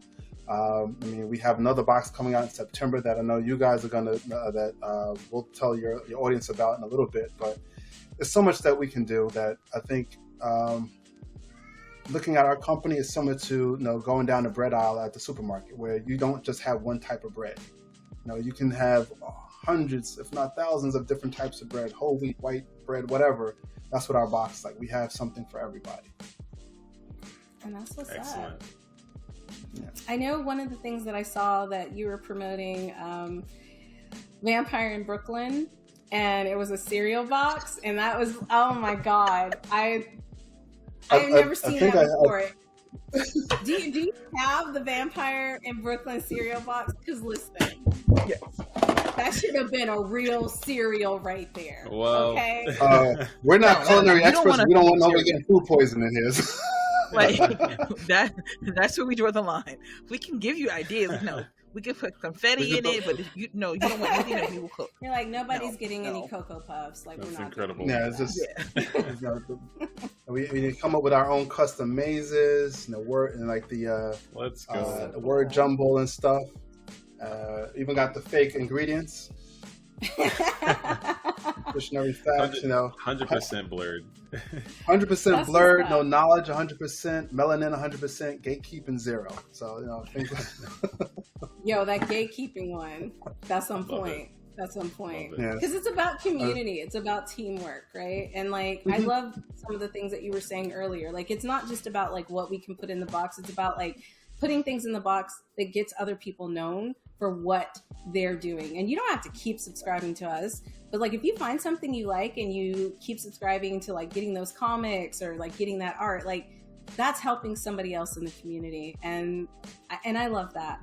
So we are running short on time, but before we do, I just want to quickly talk about the box that we are partnering with you.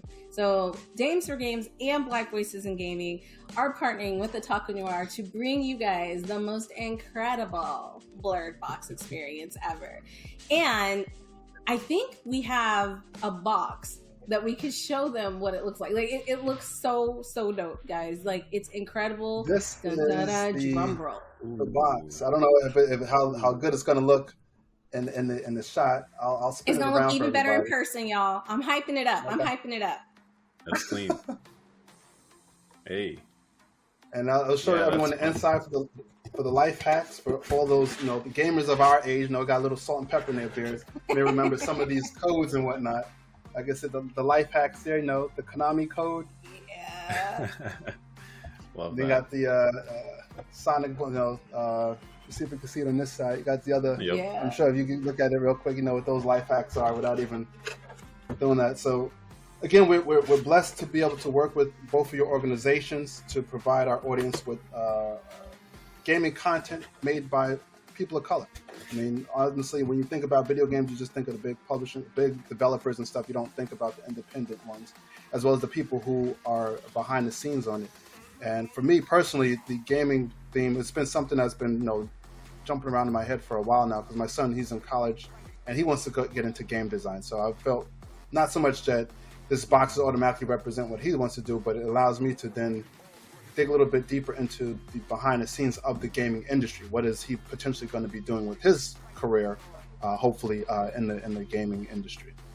Well, I have a comment on Go that. ahead. One, Go ahead, you need to send your son our way, specifically send him my way too. I teach game design, I teach 3D modeling. Black Voices in Gaming is here to support what y'all are doing, but also, we want to support the entry of new voices as well. So don't be a stranger. When it comes to this box, because I know there's going to be people in our audience, as well as yours, that are ready to receive it. For those who are just hearing about it for the first time, where can we find out where to subscribe? Where can we prepare our hands for the receipt of this upcoming game box? If you go to otakunoir.com, it might be easier to see it this way. Just otakunoir.com, all one word. You can go online now to purchase the box. It is $60. But we also have the Affirm option, I believe, so that we can, if you want to, break it down into installment payments. But this box doesn't ship until September, so you have until August 28th to place your order. As time proceeds, we will let people know a little bit more of what's going to go in the box. We have a lot of great things in store for you. I guarantee you, everyone will be happy with what's inside these boxes. Oh yes, Excellent. oh yes. So y'all stay tuned and save your pennies and your nickels and your dimes so you can get this box because it's going to be bookmark that webpage. Yeah, definitely. Yeah. Well, follow us on Instagram. We'll definitely let everyone know more about the box as as the time goes on. We'll be revealing stuff, not exactly what's in the box, but more hints so that way you can to whet your appetite to let you know what to expect when you get this box. They said they're going to tease y'all. Well, Hanif K, thank you so much for coming on and spending some time with us and telling us about the Blurred Box. Make sure you go check them out. Make sure you follow them on their social media because listen, they're doing the game box, but they're gonna keep making boxes, and I definitely know that there'll be something that you'll see that you'll love. Like I wanted the cereal box. I'm a little sad that there's no cereal in it, but I want the box, and it's you can use it as a cereal box holder for yourself. Yeah, you want to put your Cheerios inside. That is absolutely true. I might do that. I might go get some cereal. Cocoa Pebbles and stick it in there. Yeah, you just put the cereal in it. Could you imagine? Could you imagine having some chocolate frosted flakes and pulling that out for somebody who did not know it was in a real cereal? That would be great. That would be great. That's a flex. But anyway, we have come to the end of our time, and it's been great. This interview has been so eye-opening. Please continue to do what you guys are doing. It really is I don't know. I say everybody's inspirational, but Kay, you're inspirational, girl. I know you want to lurk, but I'm sorry. I'm say your name every time I go somewhere and be like, yeah, have y'all heard of Kay? She got that. But yeah, hey, please don't do that. No. We don't need to do that. We don't need to do that. She just slides off screen no. All him. I promise. She says that, but she showed up on the interview. But anyways, guys, that's it for us with this interview. Stay tuned for more. We'll see you soon.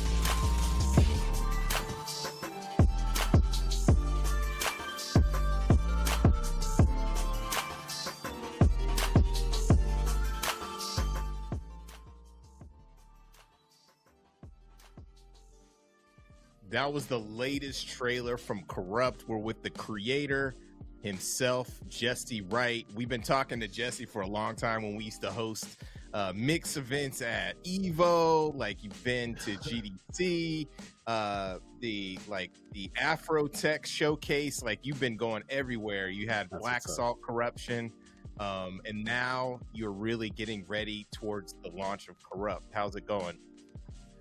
Man, it's been a crazy journey so far, but it's been an exciting kind of road developing Corrupt, and starting with Black Salt Corruption and transitioning into Corrupt, and then kind of getting it where it is now. It's been an exciting process for sure. And hey, shout out to you guys for sure. Seeing everything from being at mix events and stuff a couple years back and seeing how everything has progressed now. It's shout out to you for that. It's been really awesome seeing this platform grow.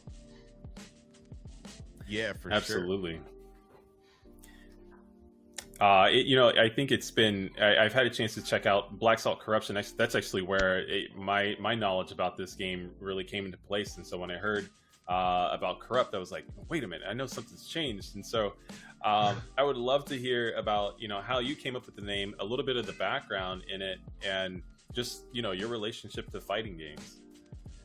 Yeah, so kind of going with Black Salt Corruption, that was kind of a whole different project altogether where I got to collaborate with one of my mentors who owns the Black Salt franchise, and we just had a random idea one day of, what if, I made a fighting game that kind of brought some of your characters or my characters in, and just like an arcade experience, something like the Dreamcast days, and that's kind of where Black Salt Corruption was created, and then kind of going from there. I think we did, just Steam Early Access, and then we had started working on trying to get it on the Switch, but then COVID had happened, and it was so crazy, like getting through lot check and stuff like that. So in the background, I had always been working on Corrupt. That was like, again, Black Salt Corruption was bringing together his property and mine, and so Corrupt was that's been my baby since I was in like high school. I've been writing about Gatling.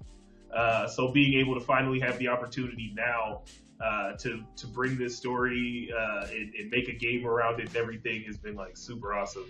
And then going to what I've been with the fighting game community and genre, like I've been competing online in tournaments for so long, and been fortunate to hit some leaderboards and stuff to where I've made a lot of friends that are in the fighting game community, and I go to a lot of those events as well. So naturally kind of wanting to make a fighting game and playing and consuming a lot of the fighting games that are out on the market, it's just kind of always been what I love and wanted to do. So, yeah. So the game has progressed over the last few years. You worked with a few other publishers to help you get to where you're at now.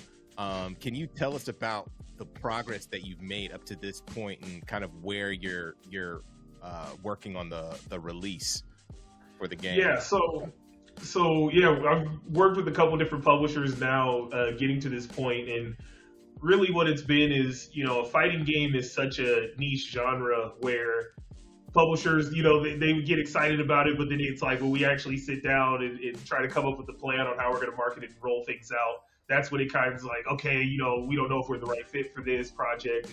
So it's never been any like bad blood or any horrible situations or anything like that. It's just been more like, okay, this isn't the right fit for us, but hey, we'll help you, along the road or whatever.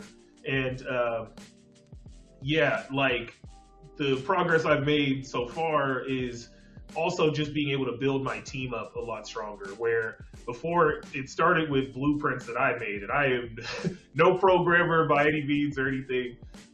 So putting together blueprints and just having something functional at one point was super exciting. And then some of the people that I actually met in the Unreal forums that I started working with and kind of slowly building a team. But then more recently, there's a development group that they've been making some different fan fighting games that have done like a pretty big splash where the fighting game community went crazy over.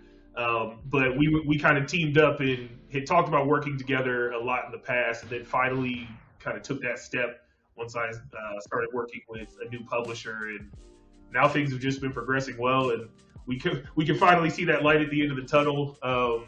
Definitely will be content complete.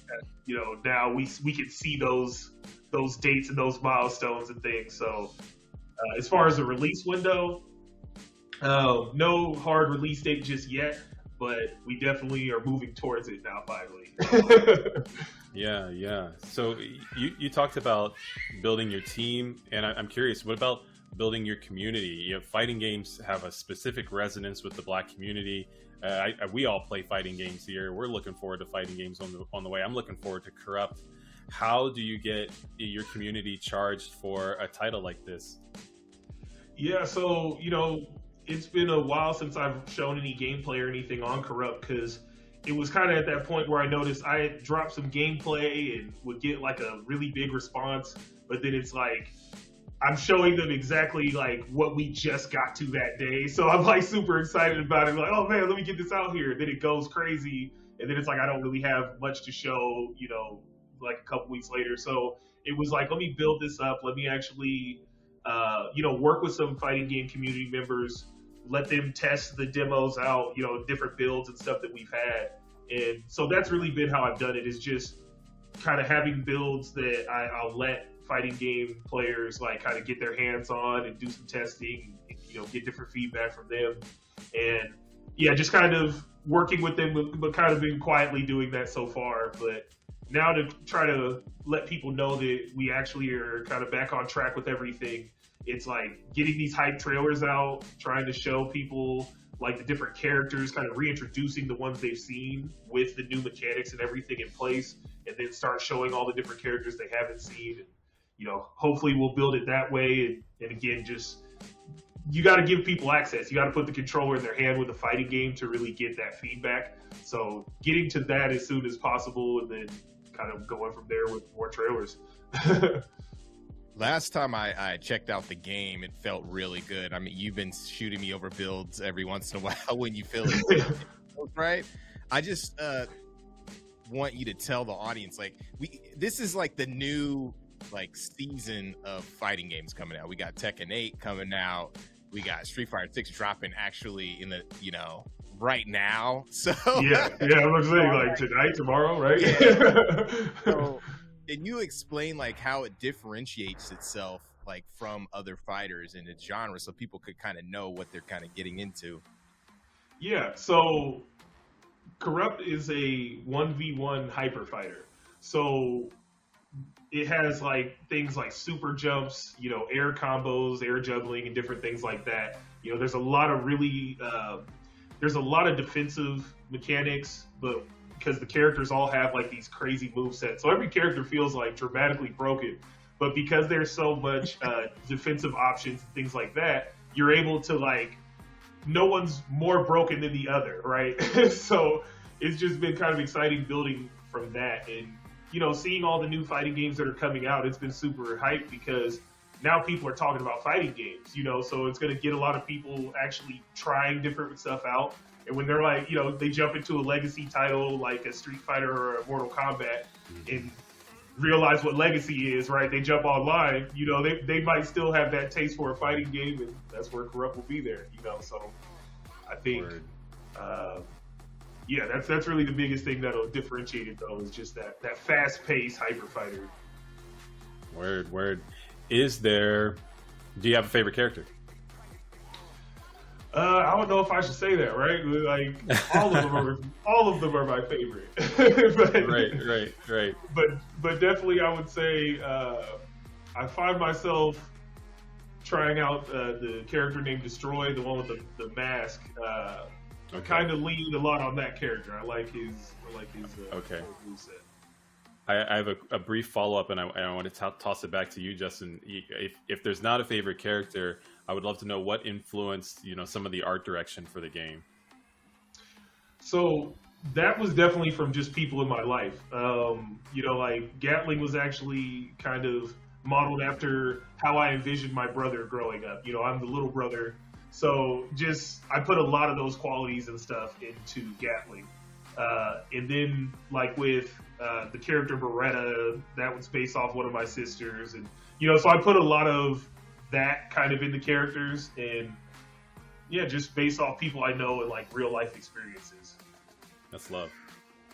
Yeah, that's super good. I think that's kind of a common theme around the developers that we've been speaking with today. They put a lot of personal influence and their culture and life into the characters that they're creating and the worlds they're building. Can you talk a little bit about, because you kind of briefly described how you started making these characters when you're very young, how that process has been evolving them from being, you know what I mean, being a youngster, now being in the game industry and then building characters out. How has that progression been? Yeah, it's been really crazy, you know, seeing like, I can't really draw that well, but going from the sketches that I first had of the characters and like the different artists that I've worked with getting to now, it's definitely been crazy working with like a bunch of different illustrators and character designers that would bring a lot of like, okay, they're like, okay, I read what you have about him and I see this design, you know, what if we do this? And, you know, just being open to making sure the characters, it's like I had this vision for Corrupt and these characters basically as being something like, I love the Final Fantasy and the Tales of and like JRPG genre, and it was really like, man, you know, it'd be dope to have a black lead character in a Final Fantasy type game. And so that's kind of where the direction came from with a lot of the characters is I kind of want this Final Fantasy futuristic type aesthetic, you know, but having more diverse characters in it, just more representative of, you know, what my life looks like. So yeah, it's been crazy seeing it evolve now and seeing Gatling kind of look like a real person. And it's just like, yeah, coming from little sketches in high school to now has been pretty crazy. That's super cool. That journey is without a doubt inspiring many other, you know, people in the fighting game community, up and coming individuals who maybe are seeking an entry into games. And so, you know, I'm really appreciative of you being able to share that story and just the arc of, you know, where it started to where it is now. I would, if I can squeeze in with the time that we have left, I would love to know what's on the horizon for Corrupt, you know, this year, next year, and where can people look forward to catching up to those updates? So we will definitely be dropping more character reveals as we go on throughout the summer. We'll definitely have a lot of info dropping at and around EVO this year. So I don't know the exact dates off the top of my head, but definitely tune in to EVO if you're excited about what's going on with Corrupt. And like I said, we're just going to do some character reveals. Then we're going to start showing the different modes within Corrupt. And then we have to show you why it's called Corrupt. That's one thing I haven't done yet is why is it misspelled Corrupt that way?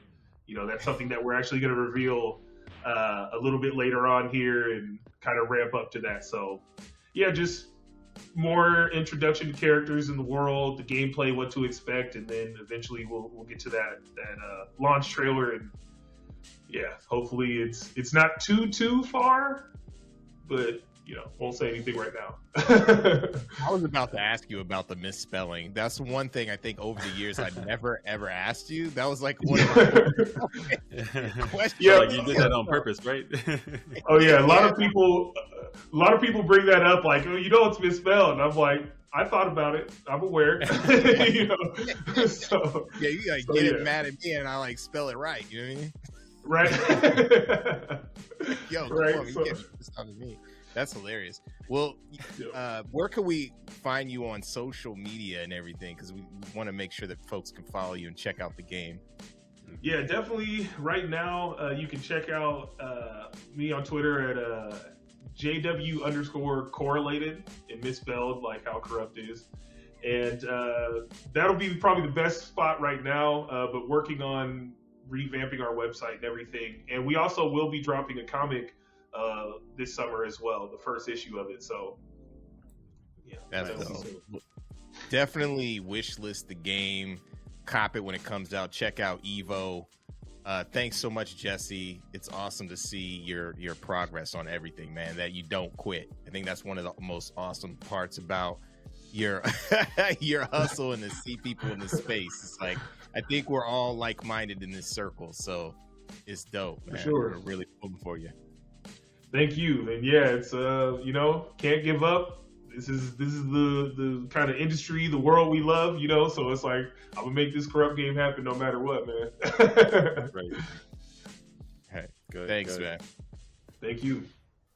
That was so dope. Now we're back at it. The Triforce is back. It was like 2 off every it was like 2 offs every time. We never got to interview.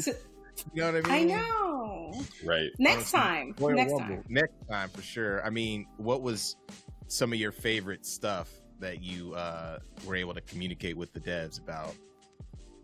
I think having Lizette come on and seeing someone like another Black woman being in that place and starting a studio was really, really cool. And I think like her talking about like being in rooms and seeing like where you might be one, like the only person there or just one of two was really important, because I think that's what I'm experiencing in the game industry, where it's just me and I'm looking for other people who look like me and who have like worked that hard. So that was really cool. But then again, all of our guests were really, really dope. Like they all brought something incredible to the showcase, as they always do. Past guests as well. Derek, what did you think? What was your favorite moment? It's hard to have a favorite moment. I always enjoy getting to celebrate like the diversity in both games and content that gets brought to the show. And so, there's something special about everybody who had something to talk about. I really enjoyed getting to check out Breeze in the Clouds, really enjoyed getting to chat with Jesse about Corrupt, and seeing where games are intersecting in different mediums. And speaking of different mediums, the Otaku Noir box, was also really good to chat with them. Yeah. That was really cool. Awesome. And Justin, just so you know, like you should tell everybody. Everybody needs to go and try to win one of these gaming boxes because we're gonna have some merch in it. Right. Black Voices in Gaming is putting some merch in this box. Dames for Games is putting some merch in the box. You don't want to miss out on this one. You really don't. Because you already see there's gonna be some dope stuff coming through. Yeah, I'll tell you mine. I'm mad biased though. I'm not gonna be playing the diplomatic game in this piece. Come on. Like, no. I really like, you're right. All of them were dope. I really liked Indigo because I remember when I was a younger developer, and then she's got that energy to really bring herself and her life to her game. And you don't always often see that, and that's what it's about when you're going indie. Also Danielle, she's working on Hyper Light Breaker, and I was about to mess up the name, but Hyper Light Breaker at Heart Machine Games, and just her experience, and then the studio being so cool to allow her to have her creative freedom and express herself in the game was pretty excellent. So it's awesome to see ourselves in these places, in these spaces, and I can't wait to hear more about what people are doing. So that's it. We're going to be closing off the show. I'm always so amazed at the talent, of course, hard work that we get to showcase here at BVIG, and we got sponsors who have been amazing, who've been working with us over the years. PlayStation, ID at Xbox, again, Raw Fury, Razor, Wilson, Sensini, who is supporting our developers with legal help anywhere from incorporation to IP law, publishing contracts, and more. So great. That's right. And I want to give thanks to I'll take it. Thank you for the baton. Thanks to the Mixed team and Media One, of course. They've continued to break barriers and build a foundation for indie developers, and it's been an amazing journey to watch. Thanks to our broadcasting partners. It goes to Twitch, IGN, Steam, and GameSpot. And of course, don't forget about that Steam event page. The Mixed event page on Steam is where you can learn more about the BVIG titles, buy the available games, or add them to your wish list. Wish lists are really important. Let me tell you, they help developers a ton. So be sure you add the ones that you like, or add them all, because again, they're add all of them. Put them all in there. Buy them. Buy them. Buy them. Demos. While we're talking about buying and adding and all that stuff, don't forget to donate, guys. Grab your phone, snap that QR code. No amount is too small, and we truly appreciate it. It really goes a long way. It helps us to continue this wonderful showcase, show you awesome content, and help the developers who are creating and making their dreams come true.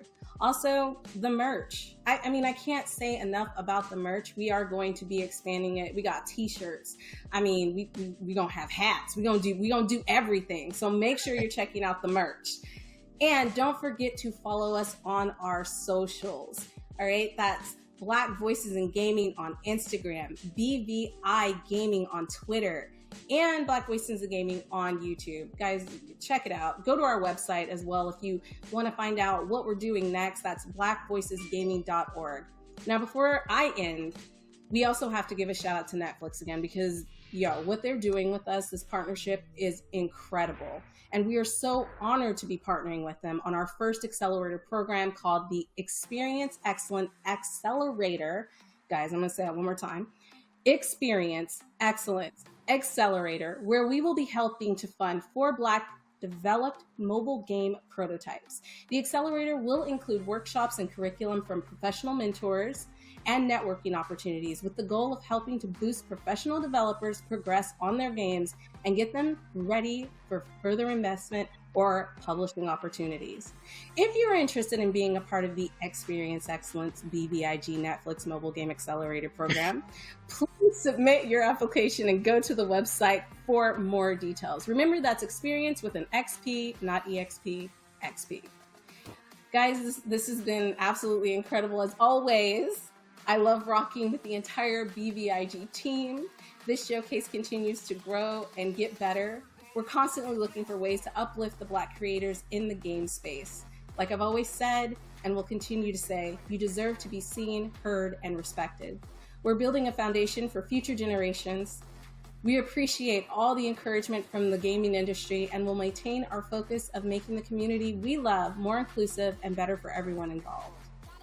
If you want to find out more about me, be sure to check me out on Twitter at DMBC32, or now you can check out Dames for Games on Twitter as well, where I will be giving you tons of information about upcoming shows where we'll be constantly highlighting women and their contributions to the gaming community and industry. Passing on the baton to Derek. Picking it up from below. That was a confusing Derek. Yeah, I was confused for a minute, y'all. It's a lot, you know. Thank you again, everybody, for joining another great show. You know what we're about here, and that's supporting the developers. I can't say enough to be able to check out those Steam pages, check out those games, and show your support as well. If you want to continue to see content like this, consider donating. I love bringing this content and hosting these developers with the likes of Justin and Des.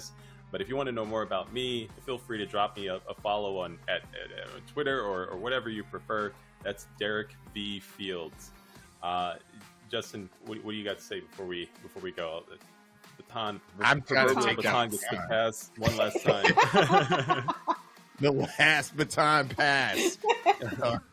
Again, you can. Yeah, I need to grab it. Yeah, you can follow Black Voice in Gaming at BVI Gaming for sure. You could find me at IcyJman everywhere else. I hope you all enjoyed yourself. Thanks for rocking with us. Thanks to devs, all our sponsors. We had a blast introducing you to some new games, developers, and the people making moves in the industry by doing their own thing. I'm your host, Justin Woodward. See you soon. Peace.